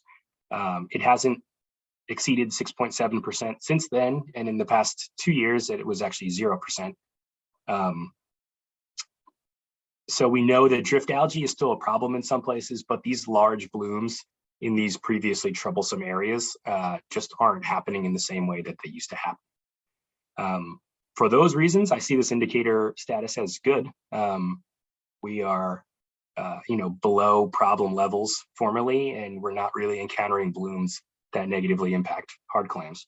Over the long term, if you're including that first data point, the trend would be improving, though I think my interpretation of this is there's no real trend, right? We haven't really changed in over a decade. So I see this as no trend, but with a status of good. All right, so the overall status and trends, last time around in 2016, we gave this chapter a score of poor to fair. So the red is very poor, the orange is poor, and the yellow is fair. And we said that it was improving, particularly in Little Asswoman and open water areas near the inlet. This time around, if we're in agreement with those statuses, we're basically right where we were in the last report, which makes a lot of sense to me. We're somewhere in that port of fair category with no real trend to speak of. So I want to open it up. Maybe I'll stop sharing my screen, or I'll just, how about I keep sharing my screen in case you want to flip back to indicators, but I want to open it up to folks to get input on status and trends, and also input on the difference between the man kendalls and the GAMs that we're seeing. Questions from anybody? Not seeing any hands raised. So I wanted to ask Andrew about DO. I know it's listed here as fair, but I think when you were talking, you were saying maybe poor to fair. Is that one that you're kind of on the fence with? And I really like the new indicator in the map. I think that looks really sharp and easy to interpret. That one. Yeah, that one. Yeah. Yeah, I am on the fence about DO. I've gone back and forth. I've been trying to look at the old maps and look at the new maps. I think my eyeball tells me that this is poor to fair. I think we know better than what this data tells us. And so that makes me feel like we should be ranking it as poor, but that's not actually the data that we're presenting in this report. So I want to I know. Is there a way to say something about the continuous monitoring data? Is there room for that type of note? Will that confuse things? Yeah, I can answer that. We definitely intend to include some information about that with some continuous graphs from the upper Indian River, at least one graph showing what we're finding with that. We don't have sufficient data to really include it in this report, but we feel like it's an important qualifier to what we're seeing here. So we definitely will have a significant section on that. Okay, thank you. Did you have anything else you wanted to say? Or you wanted to respond to that? I see your hands up. Yeah, just listening to you, Andrew, and looking at your data here, I'm thinking that we have a challenge in communication about the differences between the bays, because in several instances you say that the trend is definitely negative, or the status is poor in the Indian River, but it's very good. It may be improving in the Last Woman Bay. I'm thinking we really need to separate out those bays in the report, at least in the written communication, but maybe even in applying a status for each indicator and do a separate status for Little Last Woman Bay. Yeah, I think as long as we can communicate that clearly in the report, I think it's a really good idea, because Little Last Woman is largely meeting all of the criteria it's supposed to meet. And so that's really a success story to talk about, is all the work that's gone into Little Last Woman over the years has seemed to have paid off. It's meeting criteria. So I don't want to bury it in with other areas that aren't meeting criteria. Yeah, we definitely want to be able to tout the success stories. And we did that last time. We cited Little Last Woman Bay as a success story, and I think we need to continue to do that. So it's going to be a challenge with the communication, but we definitely need to address that. Yeah, and I know, like, for me, I'm kind of a control freak, if you guys don't know me that well, and I like consistency. And so to see something be treated differently in one section would raise a flag for me, but I think it makes sense in this case. To have the water quality broken out by the bays. I agree with you, Marie, and I like that idea. And if it can be done without making the report 10 times longer, I say go for it. Yeah, the water quality and the nutrient loads really are the only ones that we have data for individual bays, I think. Right. That's right. So then there's justification for why it would be handled differently. So I see Claire, then AG, then Ed Wariat. Claire, what's your question and comment? Yeah, thank you so much, Andrew, and everyone who did all the work on this, because it's very clear that it follows a path. It's understandable. I'm going to sort of be the token representative of the public at looking at this, and I think it's really easy to follow. I did have a couple of comments. First, it was very obvious to me that Little Assawoman Bay is different. And then I think highlighting that and highlighting what it is that happened in Little Assawoman Bay that makes it different would be very important. You know, what kind of steps have been taken in Little Assawoman Bay that makes it different?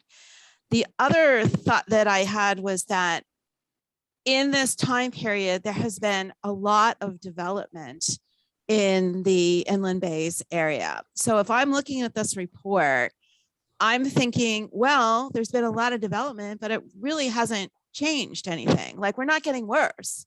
We're not getting a whole lot better, but we're not getting any worse. So it could be argued that development really isn't having an impact looking at this kind of report. And the same thing about climate change. It doesn't look like there's really anything negative that's happening. I mean, we're kind of holding our own. We're not getting any better. But really, what's all the deal about overdevelopment and what's all the deal about climate change? Because it really doesn't seem to have impacted. Now, I'm pretty sure that's not the story, but I can see that might be a possible interpretation from this.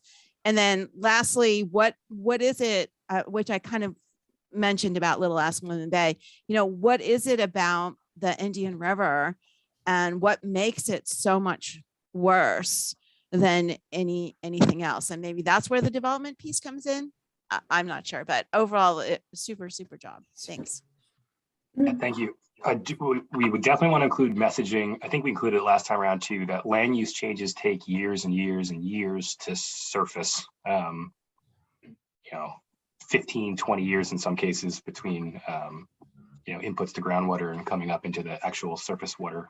I think you could even go as much as 30 to 40 years, depending on, you know, where that change is happening at.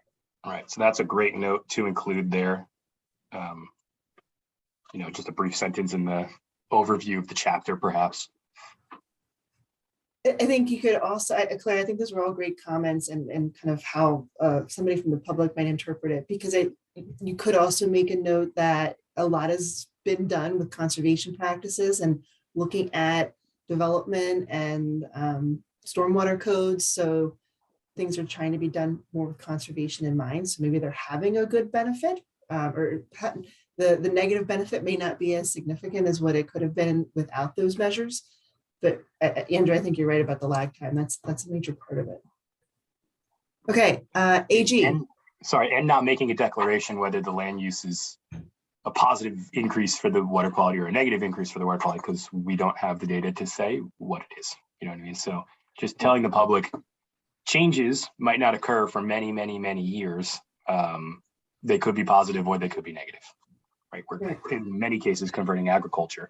We don't know what that looks like. What does a development, you know, load look like compared to an ag load look like if it's done correctly? AG, what's your question or comment? Okay, Andrew, go to the DO chart, would you please? Up on Guinea Creek, I note on this, you're showing RB10. My question is, A, why is RB10 not on any of the other charts? And B, note that RB10 is well above any tide line. That is a pure freshwater site. And I'm not sure any of the other sites are. I'm not that familiar with all of them, but from the standpoint of consistency, either put it in all the charts or take it out from this one chart, because it's the only time it appears. Yeah, that's a great note. It's not included in the actual tech report. These are like informal maps that I was throwing together quickly. Yeah. My other quick question, the RB06A, that is at the Banks Bridge. On another chart, you have it with the other testing. I think it's a DENREC number. Are you using two sets of data for that same location, and how are you balancing that up? Yeah, in many cases, there's overlap between DENREC stations and CMP stations. So we use both if the data qualifies for a particular indicator. So there might be two data points that are directly next to each other. That happens a few times on the river, I believe, somewhere in this area here. Well, it happens up at the upper end of Guinea. Yep. Yeah, 305, 308.051. Right, and So, sometimes yeah, that's that does happen. 6A. As you well know, Andrew, and for anybody else, my background is RB06, so I'm very familiar with this location. But other than my little nitpicking and some of the other suggestions, I think you've done an excellent job with all this. Thank you very much. Thank you for your comments. Yeah, we leave out freshwater stations in the actual final maps. Sometimes when I'm putting these ones together just for quick stack things, they slip through the cracks. Yeah, and if I remember correctly, Andrew, for the DO, most of that data comes from the citizen monitoring stations because much of the DNREC data does not qualify. That's correct. All of them. Because of time of day. Yeah, all of them come from the citizens monitoring. Thank you, AG. Ed. Hi. Just to back up a moment about overlap between the citizen monitor and DNREC stations, there's a, it's kind of convenient to compare, and you would hope that you get the same results from two different data sets collected at the same site. So Upper Guinea Creek, there's one, that Banks Road Bridge, and also there's a bridge over Upper Derrickson Creek that basically the sites are the same. And you could also consider the end of Potnet's Seaside Pier and Massey's Landing to be, in effect, kind of overlapping sites. So it depends on your purpose. Anyway, but on to a couple questions, or not questions, comments. I think, yeah, it is a good job. I like the presentations. Now, in terms of oxygen, I think that in the past, you correct me if I'm wrong, as the cutoff was 9 o'clock rather than 8 o'clock. I'm just wondering how much dissolved oxygen data are you losing between those hours that might be useful, for instance, in categorizing a site as impaired. Now, for the 305B report, all that's required in a 5-year period to list that site as impaired for oxygen is 2 minimum readings below the value of 4. And if you looked at it through that lens, there would be a much higher degree of DO impairment that would be shown. So, and we haven't done any DO by boat for several years now, but when we did, we were under the assumption that 9 should be our cutoff point. So can you tell me what it was in the past report? Was it the same cutoff, and are we losing data? It's the same cutoff. It's 9 o'clock a.m. This data goes from 5 a.m. through 8 a.m. So 8:59:59. Oh, it is 9 a.m. even though you said 8 a.m. in your presentation. Through 8 a.m. Well, that through You're really thinking that makes me think 8 o'clock on the yeah, dot. that makes you think it ended 8 o'clock rather than Let's change it right now then. Okay. Anyway, so that's fine. I was just concerned that we were directing volunteers at a separate. Yeah. Anyway, you don't have to go 8:50. It's kind of ridiculous. Nobody's looking at the middle.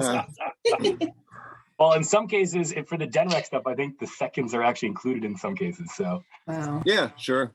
Well, anyway, getting back to the other question about general DO impairment, and this is an issue that it maybe is not necessary to discuss now because you're dealing with the reports, what it is. But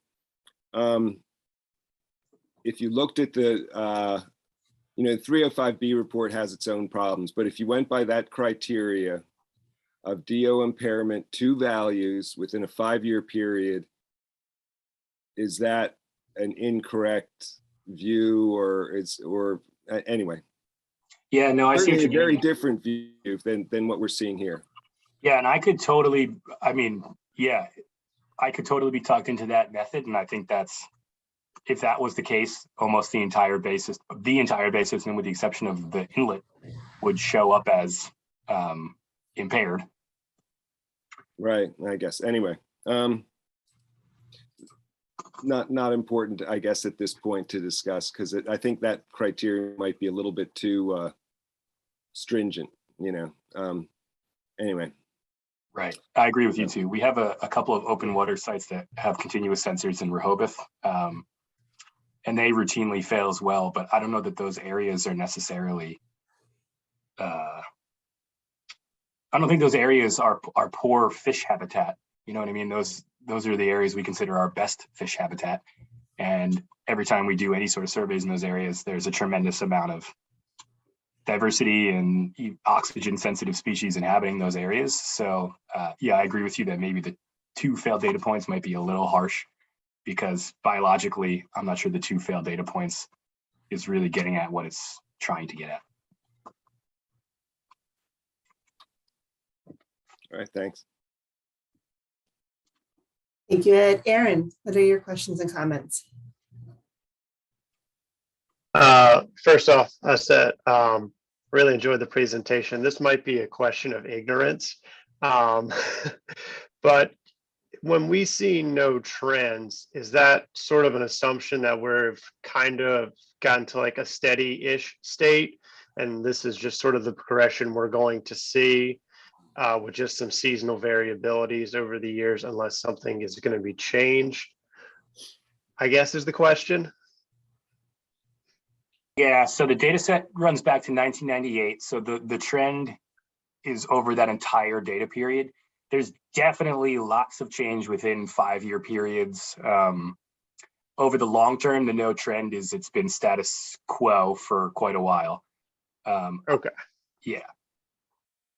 Okay. All right. That's just what I wanted to get at. I wanted to make sure I wasn't crazy putting that together. The only thing I had is it might behoove you if you like give the overall grade in the beginning and then like step back to those very small areas where they're failing and what's going well. It might paint the story better when reaching out to members of the public or stuff like that. That's a great idea. And as far as the eye test goes, my dad's a big boater, so I've been out there and I've seen those areas, and it definitely matches what I just see as part of my normal recreation. So great stuff. Thanks. Thanks, Aaron. And we do in the communication in the report try to address both long-term and short-term trends. So we give both of those messages. Great, thank you. Ed, see you're back. Yeah, another comment about the, messaging, I guess, if you will, a development down. Well, one thing would be, can you use the data from Maryland coastal bays at all? Is it proprietary? It's going to be shown on a website, the Delaware and Maryland coastal bays, but I think that people in Delaware would be interested in what's going on in Maryland coastal bays as much as people in Maryland interested in Delaware. Is it? That's an interesting thought. So they use a different grading system. They are part of the camp that uses the multi-slope approach. So it's slightly different report card grading than we use. That is an interesting thought, though. I mean, on the website, on the eco report card, our websites are going to be next to each other. Right. But yeah, I wonder if we can't couch some of our water quality results with some of their water quality results as well. Well, I'm just curious, are they seeing in northern Asselman Bay, are there signs of improvement over the last 10 years? We've seen it for 10 years or more, right? Right.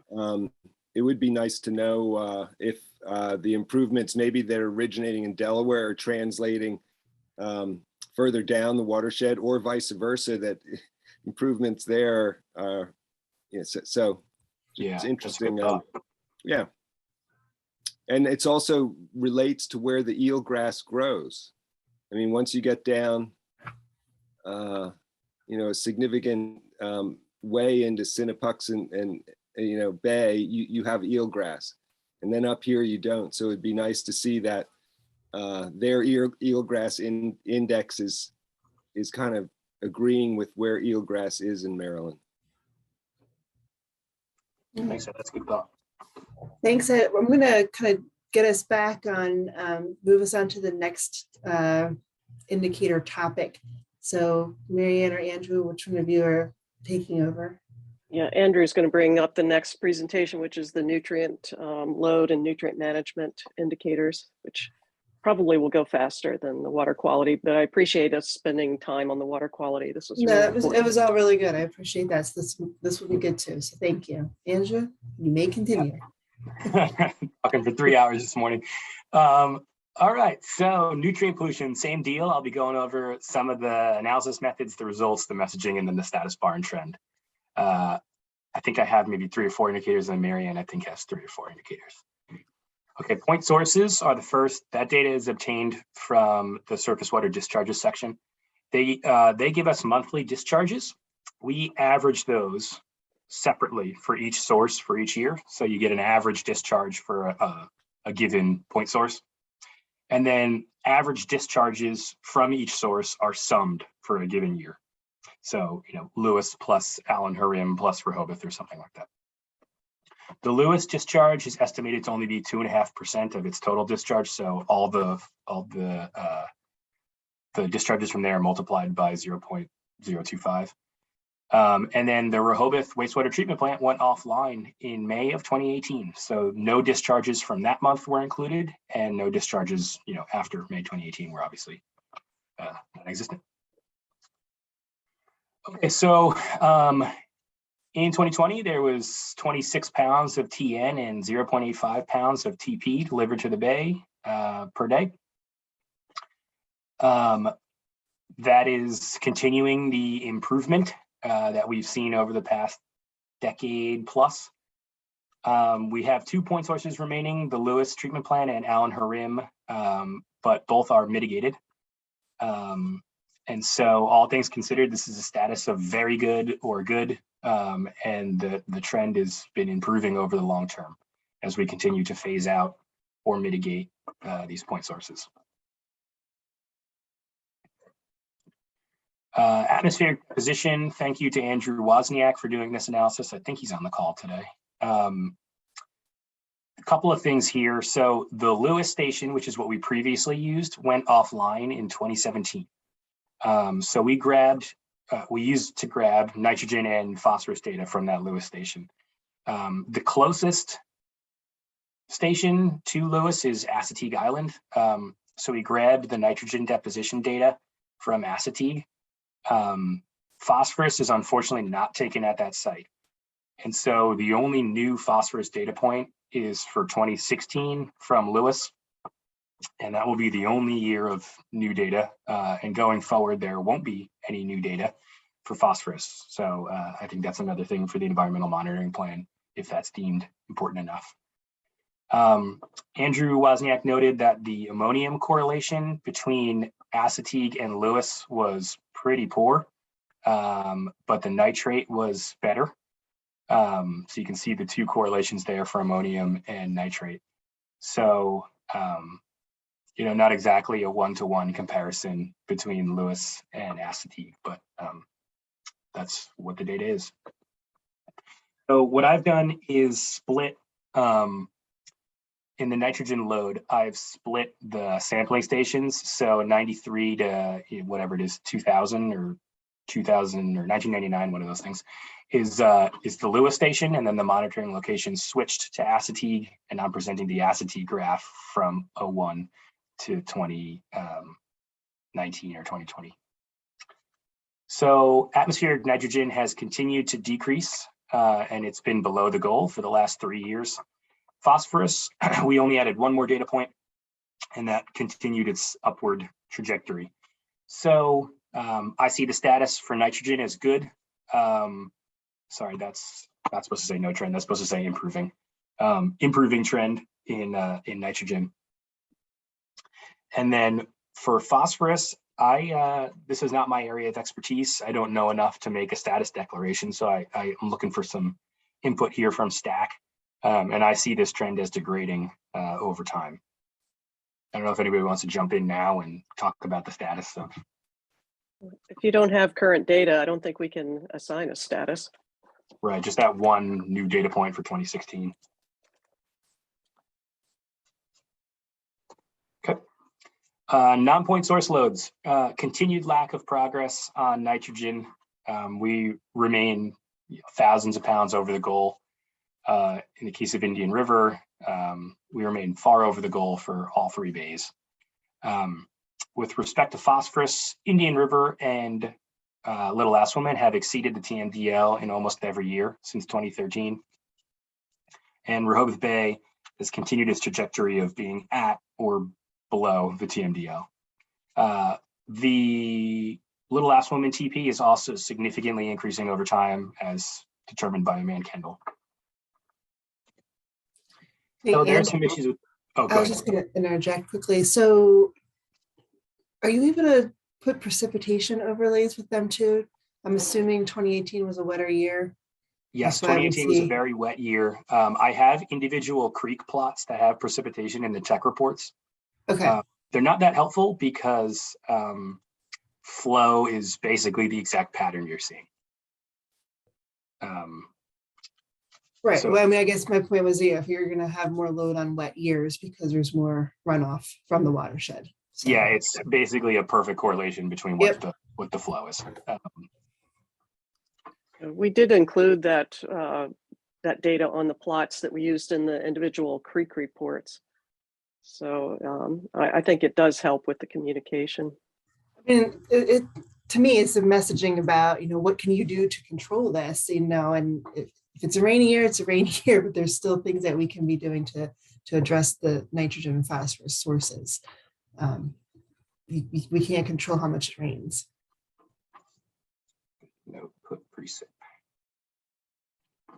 Some issues with this data that we talked about in the subcommittee meeting was a lack of granularity. So all of the Little Asselman data are based on one water quality monitoring station and one stream gauge station. They're then extrapolated to the entire bay according to the drainage area for each stream. So the load to the bay is dictated by changes in nutrient concentrations from one stream, which may or may not be representative of what's actually happening in the entire bay system. And then in Indian River and Rehoboth, there are more nutrient stations, but there's still only one flow gauge station, and the flow gauge stations have much larger impact to the overall trends than the actual nutrient concentrations do.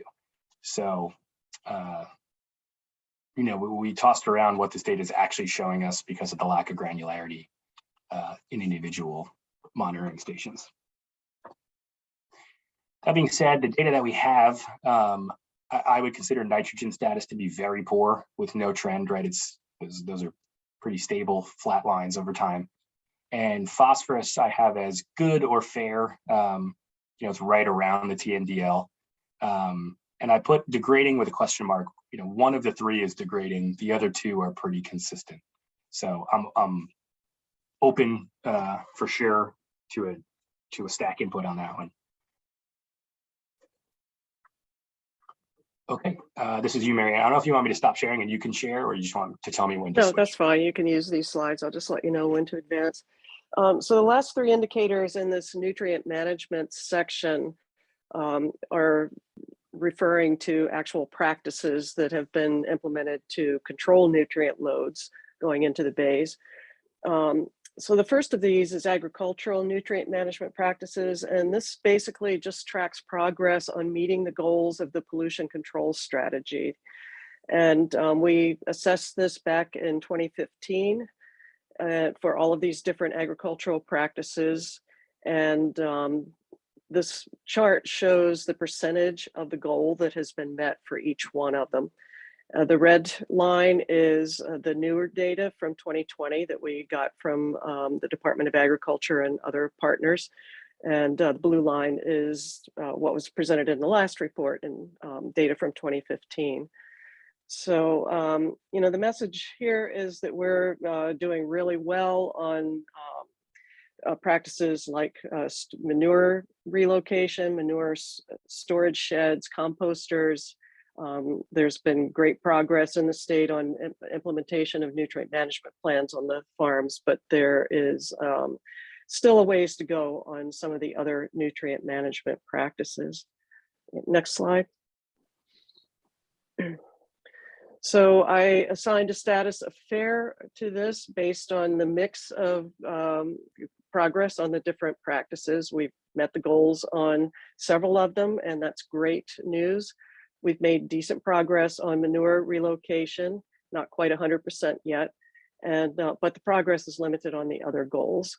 And then I assigned a trend of improving to that, because we definitely have seen an improving trends based on the comparison to the last State of the Bays report. Next slide. This is an important indicator and another good news story for the inland bays: septic system conversion to sewer. This is important because central sewer provides much higher level of treatment to sewage than on-site systems, septic systems do. And over the last few decades, Sussex County has done a lot of work to bring more sewer districts into the watershed, into Sussex County. And as of now, we have exceeded the goal in the pollution control strategy by more than 20%. So the original goal was around 44,000 conversions, and we're now up to almost 53,000.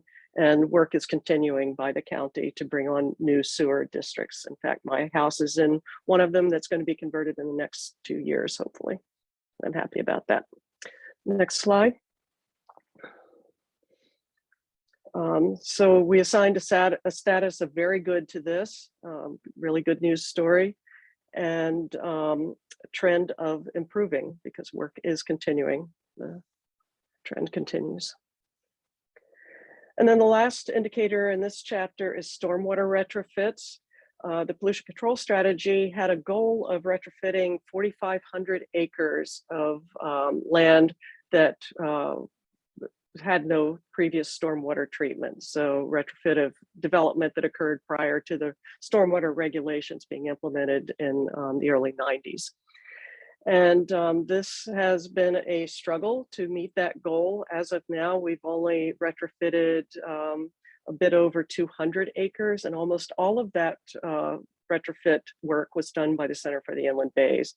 So this includes BMPs in South Bethany, that whole watershed, some of the work that we're doing in Dewey Beach, a few other BMPs placed in other areas of the watershed. So next slide. So I've listed the status as poor here, but everyone kind of admits that that 4,500 acre goal may be unrealistic, and perhaps that goal should be altered. As of now, we've only retrofitted 230 acres. Part of that is because there's very little incentive in our watershed to do this. There's not a lot of funding available except small water quality grants, and we have no MS4 regulations in our watershed. So that's a huge driver in the northern part of the state for retrofit projects, but that doesn't occur here. I think the trend is improving because we are making progress on it. The trend is definitely up. I think that in the future, concerns about flooding in the coastal towns may drive future retrofits, just because there's a need to reduce runoff in many areas. Next. So this was the status and trend given in the 2016 State of the Bays report. We judged it to be poor but improving. Overall, this is a difficult group of indicators to amalgamate into one status and trend. A lot of variation here. So these were the status and trends that we gave for the different indicators. And this table may need updating based on some of the things that you just presented, Andrew. Next slide. Is that it? Or I forgot to give an overall status and trend. So what did I assign to that? And I don't remember.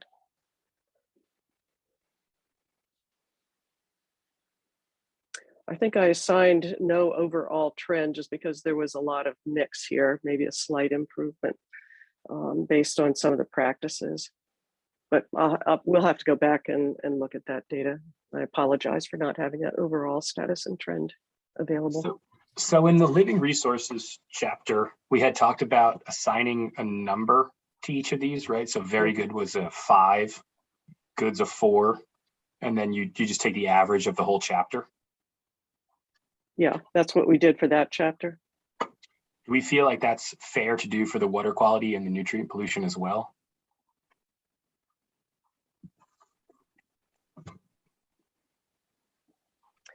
Yeah, maybe. It's just fair. I think the really important component of this chapter is the nutrient loads from the various sources. The practices maybe shouldn't be weighted quite as heavily in that trend analysis or status and trend analysis. Not sure, that's a personal view. So I think Andrew Wozniak just put a good comment into the chat about sort of countering Claire's point, where you could be concerned if it looks like things are not getting terrible, even though we've had a lot of development and climate change. And his point was, well, we've done all of these things and it's not getting better.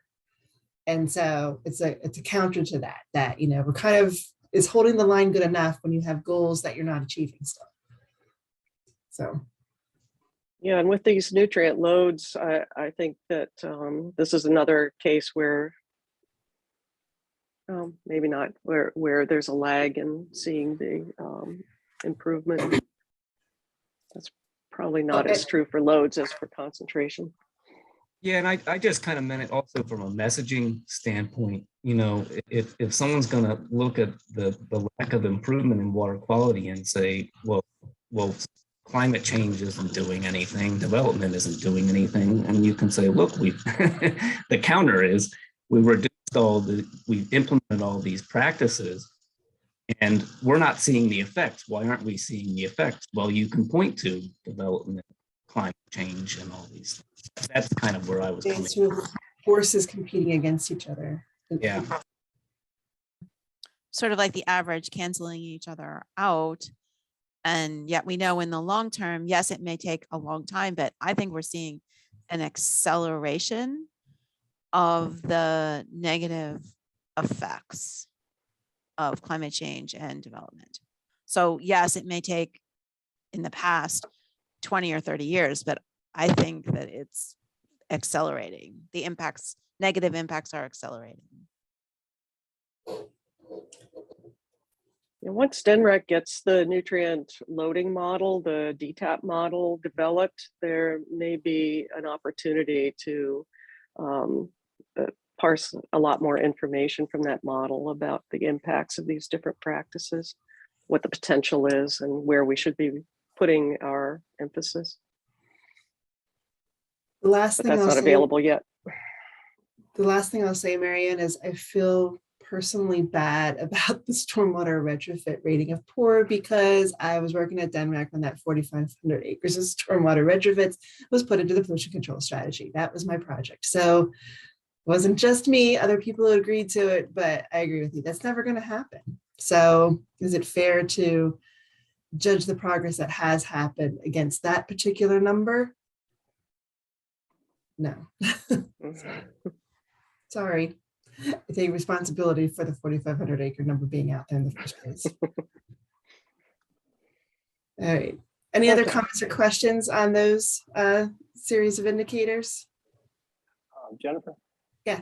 I had, this is AG again. I had a quick question about the atmospheric deposition. Obviously, it's a problem. We don't have a local site.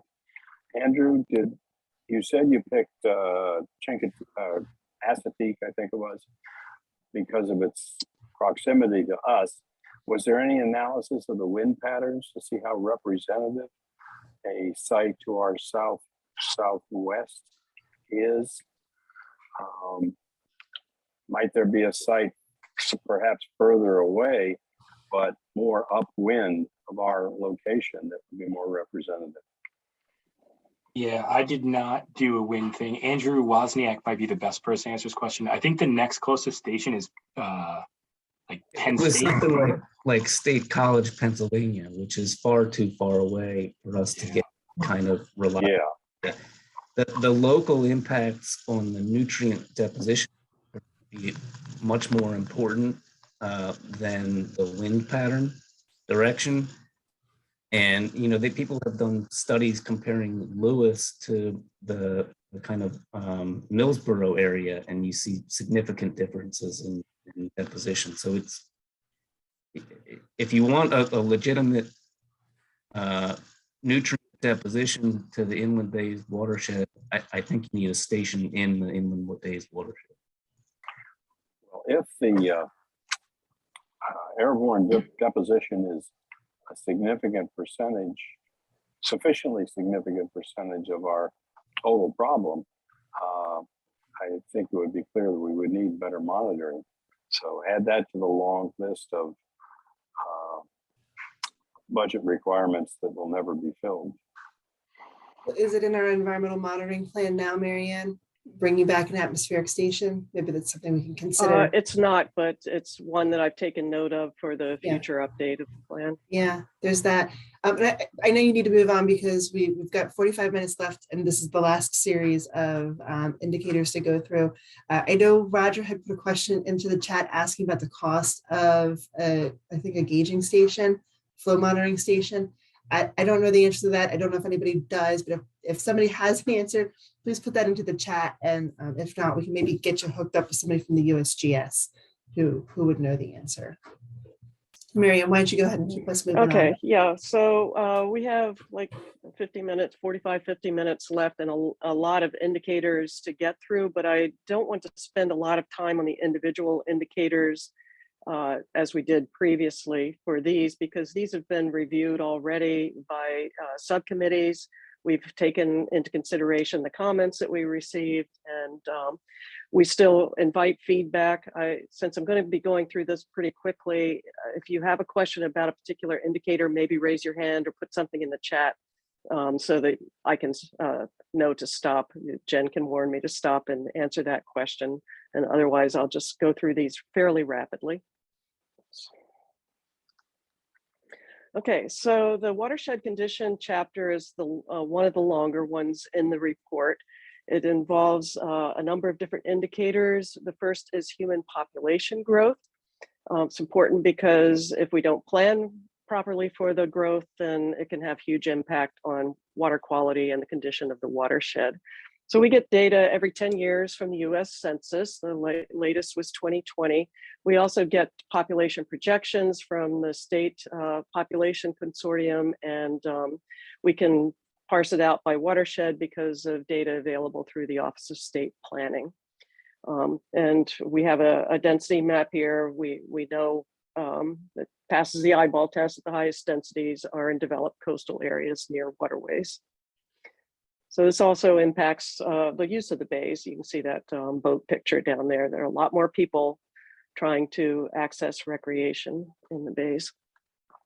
So this is an update of the graph. We've rated the status fair. A little under half of Sussex County residents live in our watershed. You can see the current population of both the county and of the watershed, and then the dotted lines are the state's projections for growth. One thing to note is that since the last 5-year report, with a 2016 report, we had projections from the state office in there, and the current population has actually somewhat exceeded the projections that were made at that time. And that kind of fits with what we see around us. So land use change is a really important one, and one that the public is really interested in. They see it on a daily basis, and how we use land, of course, directly affects water quality. We categorize land use into 6 major categories, and the latest data for this is from 2017. So there is a little bit of a gap there that people will say, well, I see things happening right now that aren't in this. And that's true because the data are 5 years old. So this is the map of the current land use around the watershed. The map on the right shows the proposed development areas. Probably many of these are the ones that are under construction currently. We're working with a GIS contractor to try out some new ways of displaying the changes here. We don't have those maps yet, but we think we might be able to improve our communication on this with some different mapping techniques. This bar chart shows the changes over time. So the big message here is that agricultural land, which still remains the largest land use, but agricultural land and forests are being converted to development. And that's no surprise. We've lost 18% of our forests during that time period. I also compared the time period 1992 to 2017 with the last 5-year period that was available. So the trends are consistent. So I've given this status for this indicator fair, but the trend definitely negative. We're continuing to lose forest. There is a lack of forested buffers, vegetated buffers in the developed areas that are going in, and the pressure on infrastructure and natural habitats is probably pretty large. So we're going to emphasize in the communication the need for land conservation, the need for buffers along waterways. Impervious surface coverage is the next one. This, of course, is correlated with development. Impervious surface overall in the watershed has increased over 22% since 1992, and much of it is concentrated in the developed areas near waterways, near the bays. 10% is generally cited in many publications as the threshold at which impervious cover starts to negatively impact water quality. The STAC review pointed out that this is probably not at all applicable to the inland bays watershed. So we want to be very cautious in our communication about that and not say that because we have over 10% impervious surface, that's a big problem in the inland bays. We don't know that because we're a very different area. Coastal plain, sandy soils, very flat. So this 10% threshold probably doesn't apply. And there was very little increase over the 5-year period since the last report. There may be a little bit more with all the new development, which isn't captured in this data. So we've given that a status of fair, no trend seen with the current data that's available.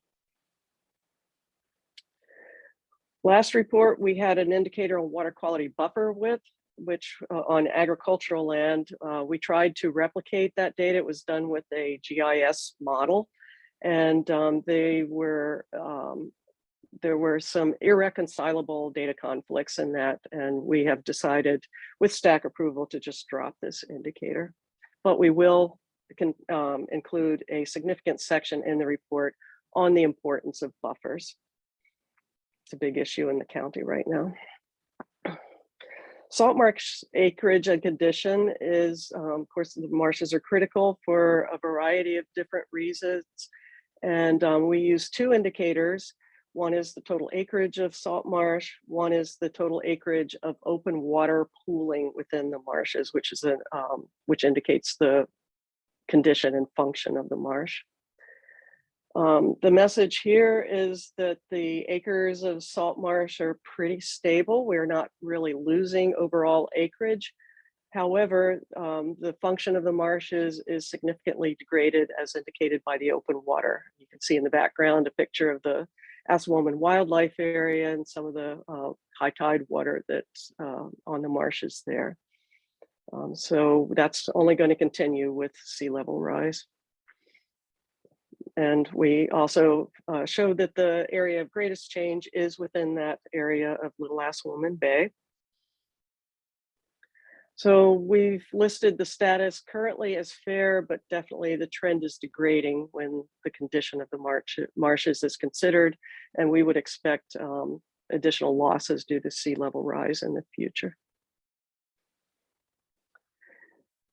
Natural habitat protection and restoration. This indicator tracks progress in addressing habitat loss and degradation in the watershed. So we track acres by year that are added through conservation of lands, permanent easements, restoration of aquatic and terrestrial habitats through wetland restorations, reforestation, oyster reefs, things like that. Also includes control of invasive vegetation. So the message here was in the last State of the Bays report, we reported that progress had pretty much stalled. You can see the years like 2010 to 2015, not much movement in the cumulative acreage of these practices. But there has been some progress in the last 5 years. There's a lot more emphasis being put now on land conservation, and there's going to be a lot of progress in the next few years, partly because of some of the work to gather partners on this that the Center for the Inland Bays has done. So there are some other ways of displaying this rather than a cumulative graph, how much was added each year. Most of the conservation has been forested land. So we give the status good to fair with an improving trend. Professor Shi just provided an overview of the Indian River tidal flushing. This graph that I put here is totally useless based on my understanding of his presentation, so that's going to be redone.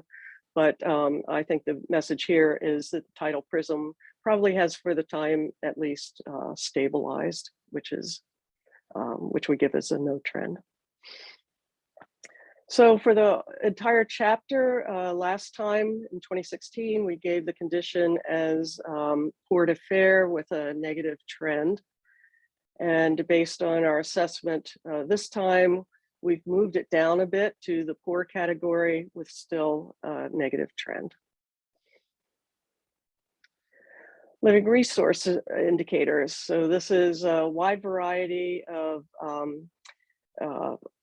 animals and inhabitants of the watershed that we use to indicate the health of the bays. First, and one of the more important ones, is bay grasses, because they're so critical to a healthy estuary, and many of the estuaries north and south of us have thousands of acres of bay grasses, and we've had essentially none in the inland bays for many years. So there were no real formal surveys of bay grasses for a long time in the inland bays. The center managed to get funding to do a formal survey, and Andrew led that effort. This map shows the areas that were surveyed. These were deemed to be the areas most likely to have bay grasses, eelgrass, widgeon grass, other species. Those are the main ones that we were looking for in the bays. So these were the areas that the surveys were focused on. These were done by drone and by kayak and snorkeling and so forth to locate beds, potential beds, and then verify that they actually were bay grasses. So the STAC subcommittee had a lot of comments about this, and we've tried some different ways of visualizing this. Previously, we had a chart of over the years of total bay grasses. The STAC thought that the way that we had presented that was a little bit misleading. So we're still working on the best way to present this. We have produced a new bar chart with total acres of the different species. So we have essentially no eelgrass at the moment. Some widgeon grass coming back, especially in Little Assawoman Bay, near the impoundments in the wildlife areas, and then a significant bed of horned pondweed in Luff Creek. So these are mostly near existing seed sources.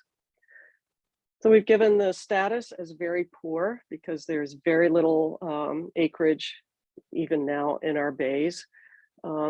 Trend slightly improving. We are seeing some resurgence of widgeon grass in some areas, and there are some efforts going on now to restore widgeon grass in some areas where it doesn't currently exist. Next one is eagle and osprey nesting. This is a good indicator of pollution in the bays because of the potential for biomagnification, particularly of things like DDT that impact nesting success. And this has been a good news story, not just for the inland bays, but for the entire country, that bald eagles and ospreys have resurged in populations. The last survey for eagles was done by the state in 2018. At that time, they found 14 active nests. I may be able to get a 2021 point before we go to publication. So based on this data, we judged the trend in nesting success to be steady, stable. And then for ospreys, this was a difficult one because there's been no consistency in surveys or methods. The state did surveys up until 2014. They used a variety of methodologies over the years, but at that point they turned it over to volunteers to do, and relied on the volunteers to report anyone that wanted to be engaged. So they're reporting their data to a website called Osprey Watch, and you can go on there and see data from all over the country on that website. There wasn't very much reporting being done in our watershed. So in 2021, we had a concerted volunteer effort, a citizen science effort to survey the entire inland bays and map all the nests. And you can see what we found with the volunteers here. These were, this is not a judgment of nesting success. We did not determine whether there were success in hatchlings, but these were nests that had bonded pairs associated with them. So the number of total nests went way up to almost 280. This is probably mostly a reflection of the effort in monitoring because of it was a huge volunteer effort. But it does still tell the story that ospreys are doing really well in the inland bays. And we see eagles and ospreys all the time. I see eagles almost every day when I'm driving around the watershed. So we judge this status to be very good and the trend improving. Commercial clam harvest. So hard clams are harvested by both recreational and commercial clammers. This tracks only the commercial clammers. And this is important because hard clams are an important species in the bays, and they also filter the water like oysters. And we get this data from DNREC. And this is the update of the plot. You can see that the numbers are very low compared to past years. And in our STAC review, Michael Bott pointed out that part of this is because back in the early years, there were many more clammers and there were entirely different methodologies used. So they were much more successful and efficient in capturing clams. So this isn't necessarily a reflection of the health of the hard clam populations in the bays. We know that there are still a lot of clams out there. This is more an indicator of the health of the fishery.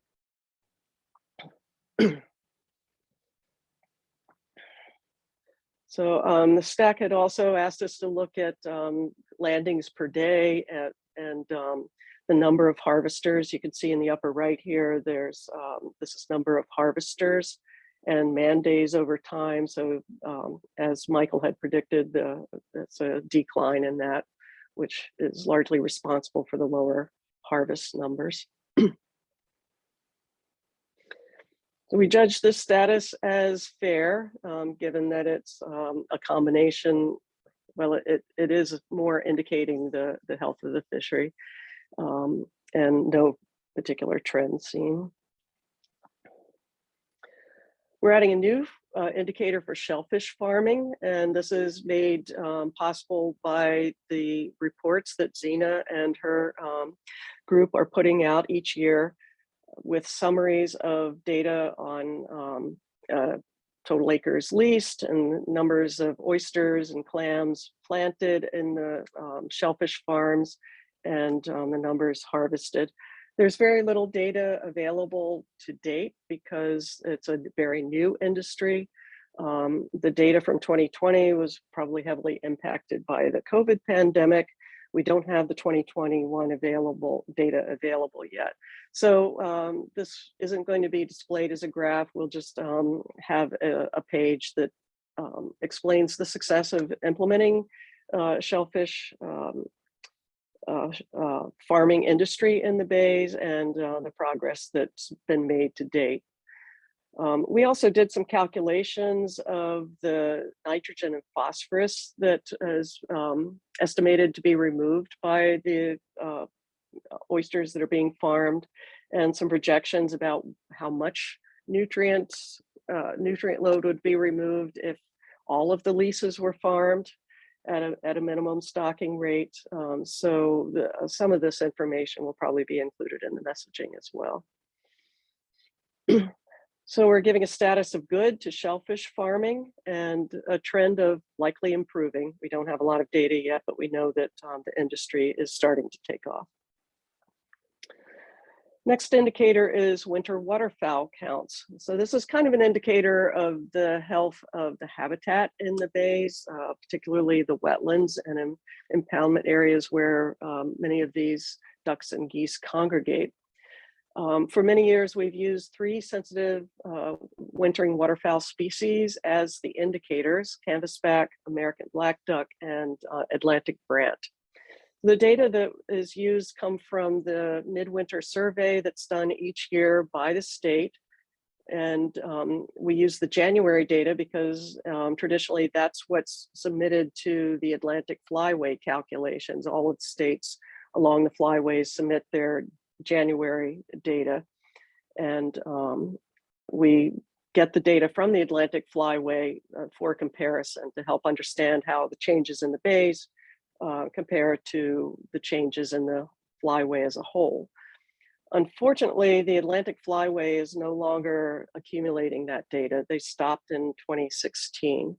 Many of the states have stopped doing the midwinter surveys. I'm not sure exactly why, but we don't have the Atlantic flyway data for the last 5 years. We do still have the state data for the winter waterfowl counts.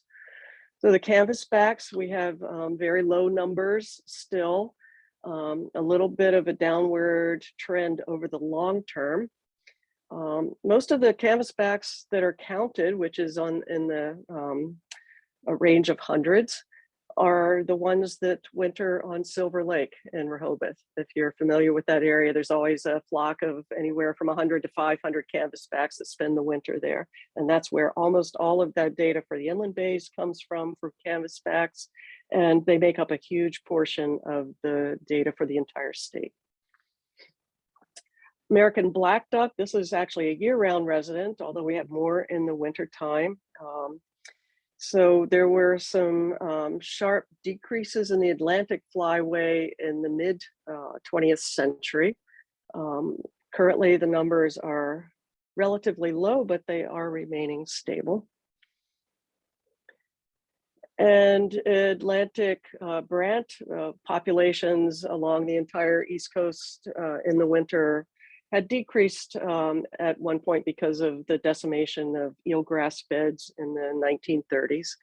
Most of the Atlantic brant winter in New York and New Jersey, but there are brant flocks in the wintertime in the state of Delaware, and many of those are in the inland bays. So the Atlantic flyway populations up until 2016 had pretty much stabilized. In the inland bays, the populations had declined over the long term, but they've not really changed too much over the last 5 years. Maybe a slight uptick, but I don't know that that's significant. So we deem this indicator as fair with no clear trend. Blue crab abundance. Andrew, do you want to step in and just very briefly describe this one? Sure. Blue crabs show large annual variation. Part of the subcommittee comments were to standardize to include only young of year, so just the recruits coming in. What we're seeing is average to below average recruitment of the young of the year, but above average catch per toe values, which to me suggests potentially good survivorship of the young of year recruits coming into the bay over the last couple of years. We have not decided, I don't think yet, about which graph, if any, might show up into the final report, whether it's adult or young of year or both. But both are available. So the status is fair. The abundance overall has increased in the last 5 years with average to below average recruitment. There are persistent water quality problems in some nursery areas, particularly the upper Indian River. Trend is improving slightly, so no apparent long-term trend, but average recruitment was good, but overall abundance was particularly good over the last 5 years. Fish species, the messaging on this, you always have to couch it that they show huge annual interannual variations with pulses of good recruitment and then, seemingly very down years in between. And that changes in abundance are driven by factors that are outside of the inland bay's control. Ocean currents, weather patterns can affect ingress into the inland bays through the inlet. And then they're also dictated by internal factors like land use, particularly in the nearshore area, and habitat changes like loss of bay grasses and things like that. 4 indicator species used here: bay anchovy, spot, weakfish, and summer flounder. Again, these are only showing the young of the year recruits, so not adults. All 4 of these species had really good recruitment pulses during this period, particularly bay anchovy and summer flounder. Spot had a giant year in 2019, but that's pretty typical for spot. But this is encouraging for bay anchovy and summer flounder. What are the red lines on these plots? Oh yeah, sorry. The red line is the first quartile of the data. So if it's below the first quartile, it's considered a poor year of recruitment. The status is fair to good. It kind of varies depending on the species. Most of the trawl species, though, have had above average recruitment years recently. No real long-term trends, but the last 5 years, we've seen some good recruitment events.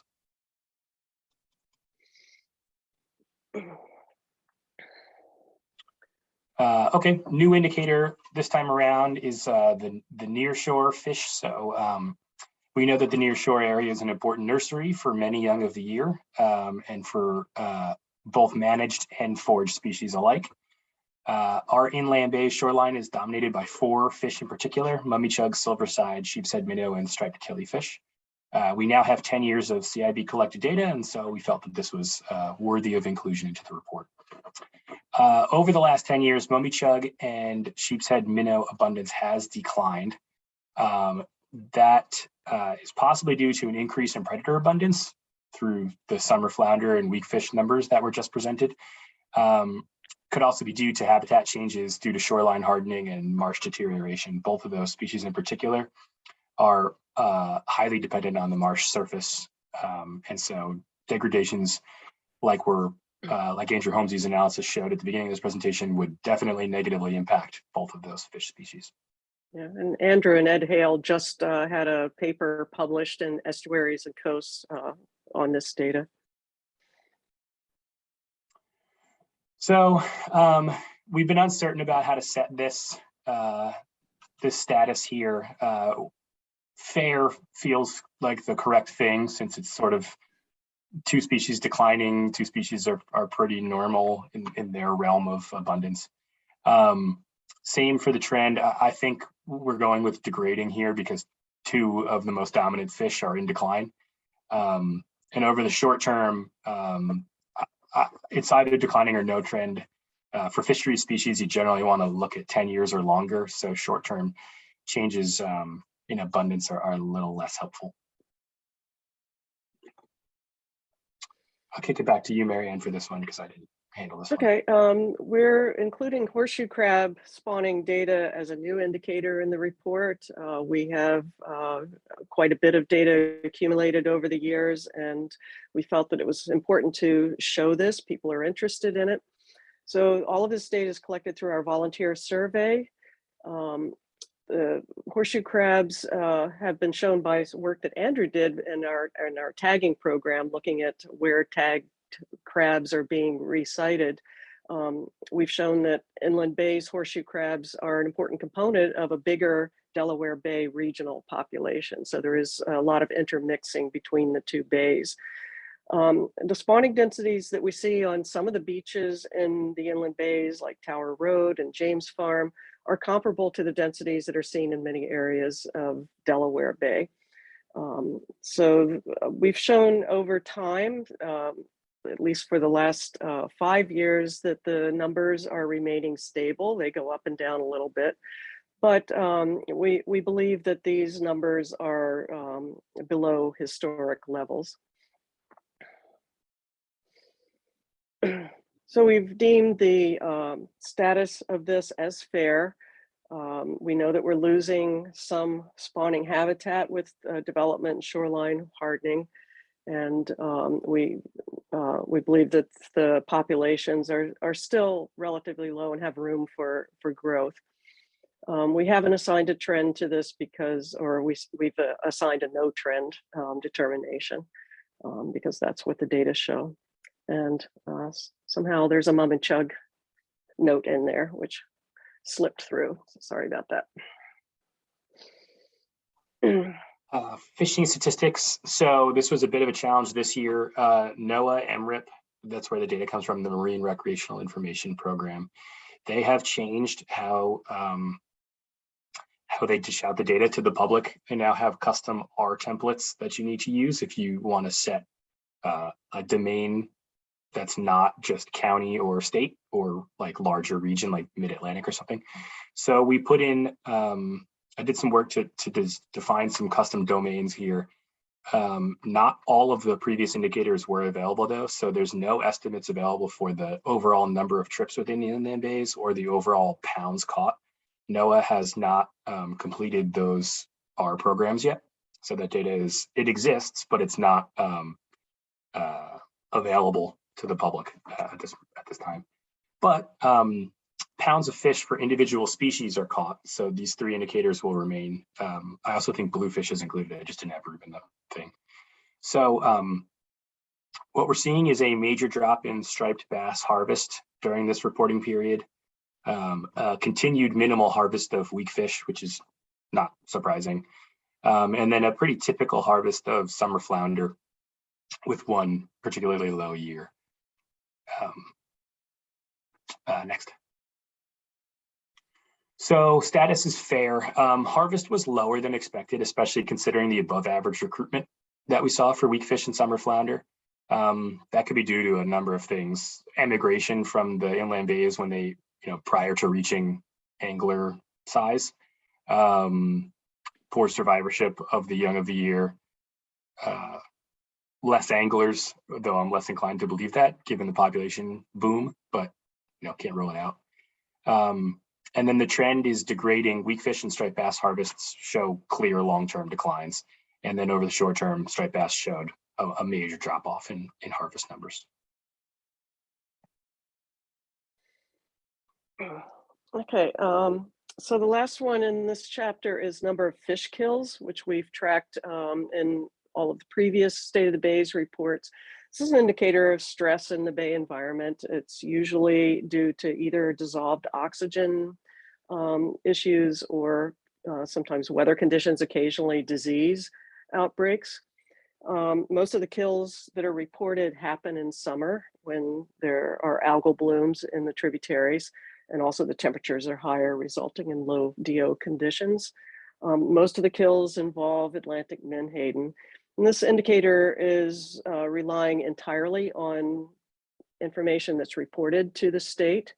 So there are probably many fish kills, small ones that don't get reported or noticed because scavengers come and scoop up the fish or they get washed out with the tides.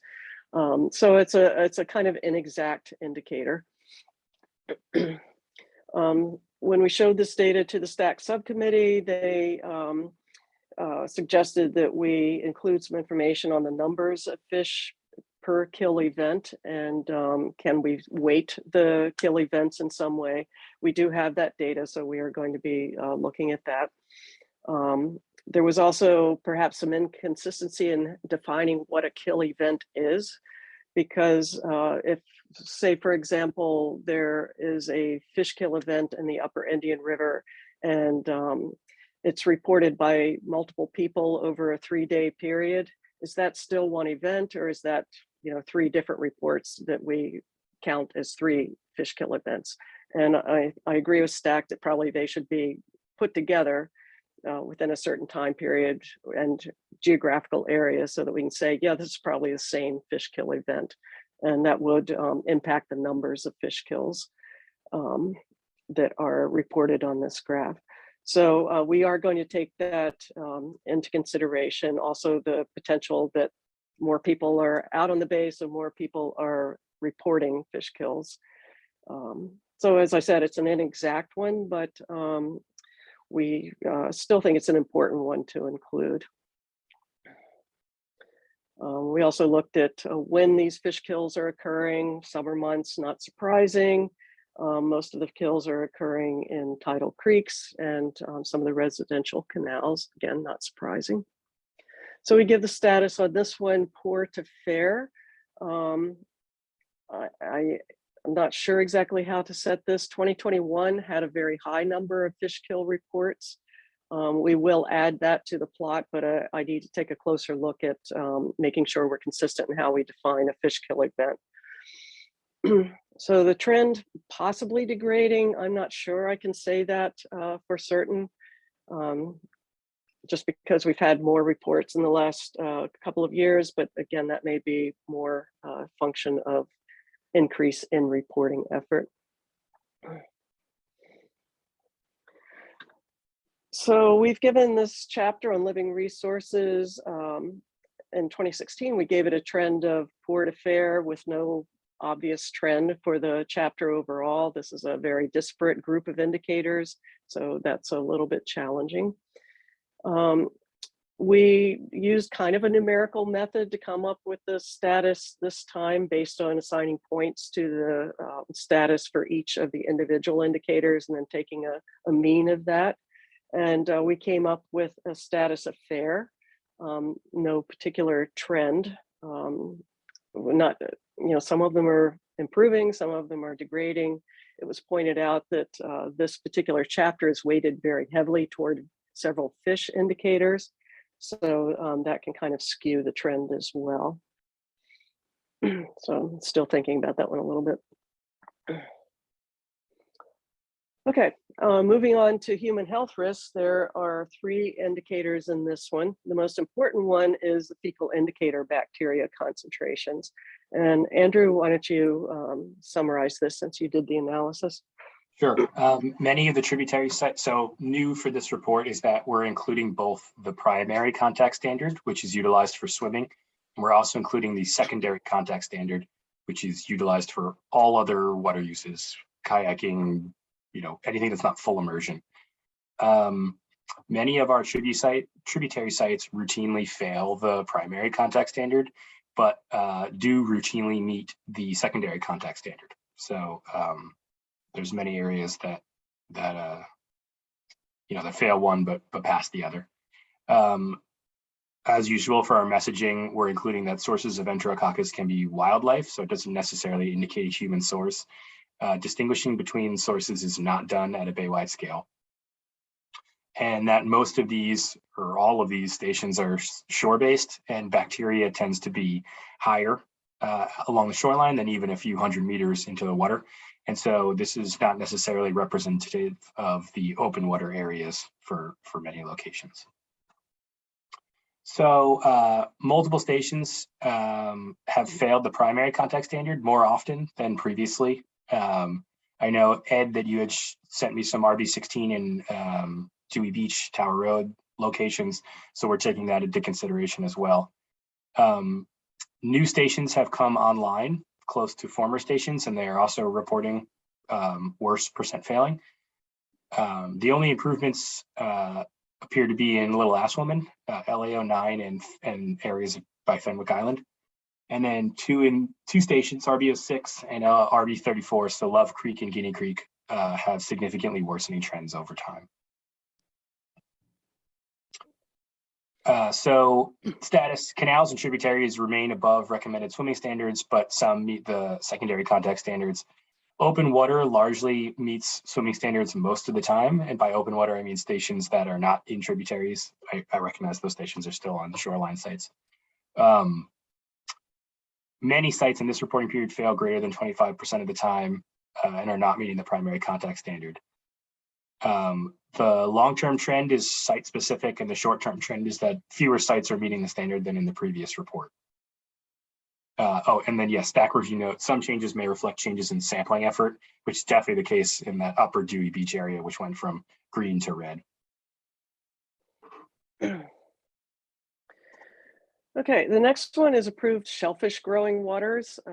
This classification is based mostly on proximity to potential pollution sources like marinas and so forth, because there may be a release from boats there or spills of various sorts at proximity to any kind of pollution outfalls.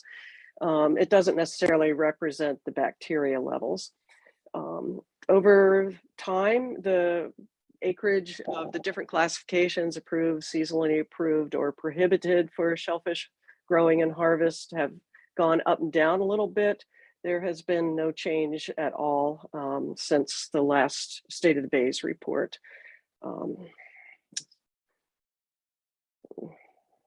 So we give this status fair. 61% of the waters in the bays are approved. 32% are prohibited year round. The Rehoboth outfall was removed from the Lewis-Rehoboth Canal, but that's unlikely to change the acreage of approved area in the upper Rehoboth Bay just because of all the potential pollution sources that are in that area. So over the long term, some fluctuations, no real trend, and definitely over the short term, no real trend. And the last one is fish consumption advisories. This is a fairly simple indicator. It tracks the number of advisories that are specific for the inland bays. It does not reflect the health of the inland bays themselves so much because the two fish that are under advisory, striped bass and bluefish, are migratory. They likely pick up the pollutants, PCBs, and mercury outside of the inland bays. However, this is important information for people who are using the bays and fishing in the bays that these fish are under advisory. So we give the status as fair because there are advisories and limitations on recommendations for eating the fish, and the trend, no trend. So for this chapter overall, last time we gave it a condition of fair with no trend, and we're saying it's pretty much the same this time. And then the last section is climate indicators. We are still working on these somewhat. I've gotten some updated data just this week from University of Delaware, so we're still working on some of these charts and which ones we're going to include. The first one is atmospheric CO2 concentration. This comes from the Mauna Loa station. These are NOAA data, and we include these graphs. So status is pretty poor on this, and it's degrading. The concentration of CO2 has increased just over the last 5 years, 14 parts per million. And you can see the bottom graph is the rate of increase, and that's continuing to accelerate. Sea level rise, again, this is data taken from the Lewis monitoring station, and status poor, projections are poor. The trend is definitely going in the degrading direction. We were able this time to get climate data for specifically for Southern Delaware as a whole.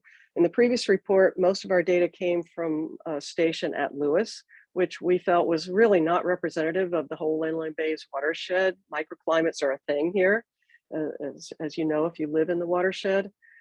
So we got data for Southern Delaware, which we think is more reflective of the watershed.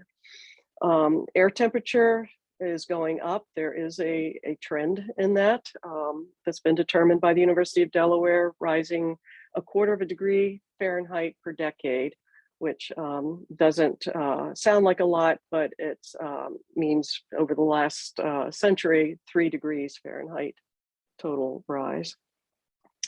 Growing season length is connected to this, and this has continued to rise since the 1950s. The growing season length, which is the date of last frost, and then the date of the first frost, so that period between those two, it's increased by like 50 days, which is significant. So maybe that's a good thing for farmers, but for the health of the ecosystem, probably not so good. I got some new data from the University of Delaware, annual days below freezing, which is a downward trend. I think this will have great meaning for the public to look at this. And also annual days above 90 degrees, again, an increasing trend. And there are some projections from the University of Delaware on this. Annual precipitation is also increasing, but at a much slower pace than the temperature is. It's not quite as clear a trend, but it is a significant trend. So we've rated this as fair and degrading. This sort of compares the temperature increase. The red is above normal temperatures. The blue, darker blue is below normal. So you can see a huge pattern in that. And with the precipitation, the green is above normal, the brown is below normal. There's a little bit of bunching of the green stripes toward the right, but it's not nearly as striking a trend as with the temperature. We have data from the university on coastal storm frequency. The coastal storms are occurring most commonly in the spring, but most of the damaging storms are occurring in the autumn. The frequency varies a lot from year to year. There have been larger numbers of coastal storms during the last decade. So you can see that on the graph. And that was the message from Dan Leathers. And then the last one is ocean acidification. The data that we use, again, is from Mauna Loa. We don't have good data on this from our estuary. Carrie and her team and Wei-Jun Tsai from the university are now beginning to monitor pH and PCO2 in the bays. So in the future, we may have some interesting data from the bays. And estuarine acidification is much more complicated than ocean acidification. However, it's a concern. And there may indeed be future impacts on marine and estuarine ecosystems from this. So we deem this as fair, but degrading over time. So for this chapter, we've in the past, in 2016, gave this as a status of fair, but degrading. And based on the data obtained for this report, we've lowered the status to poor, but still degrading. And I think the beefing up of this chapter is going to be appreciated by our readers of the report. So any particular comments that haven't been addressed, you can still send us your comments. Please, if you're interested and have a particular area of expertise or a concern, take a look at the technical reports that are on the STAC website. I'll email those links again so that everybody is sure to have them. So what we need from you right now is just a general concurrence on our indicator analyses. Understand that this is a general agreement and that we are still working on some of them. Comments that are made today and in future communications with us, we consider all of these comments and we address them. All of the comments in these meetings and written comments received will be included in the technical report that accompanies the State of the Bays report. So that, even if we take your comment into consideration and decide not to change the indicator based on that, your comment will still be preserved in that report.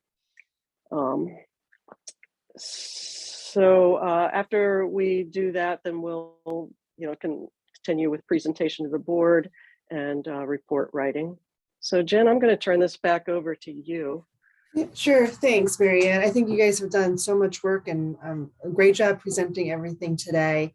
Yeah, it is a lot. I will ask, so I know you had a couple of places where you're like, well, you weren't really sure what way to lean or to go. What is your thought process there for those? I'm sure you would love to hear anybody who's in the room who has an opinion to share that with you as soon as possible. If you don't get anything from anybody today, are you going to kind of make a decision and then would you share that back out with the appropriate subcommittee or the full committee, or just expect everyone to look for, and review the document when it's shared in its entirety? Yeah, I think my plan is to do our best internally to assign a status and trend to these. And then we will send that out to the subcommittees or particular technical experts, just to make sure that we're not really missing something. There will be at least one other review point for STAC once we've drafted up the text that communicates the messages and the final charts and everything. STAC will have another opportunity to take a look at that and let us know if we're off base on anything. So this isn't the end all and be all. If you give Right, your exactly. concurrence right now, we're still continuing to work on it. We'll still continue to interact with STAC, and we'll still continue to double check that we're not making any big errors.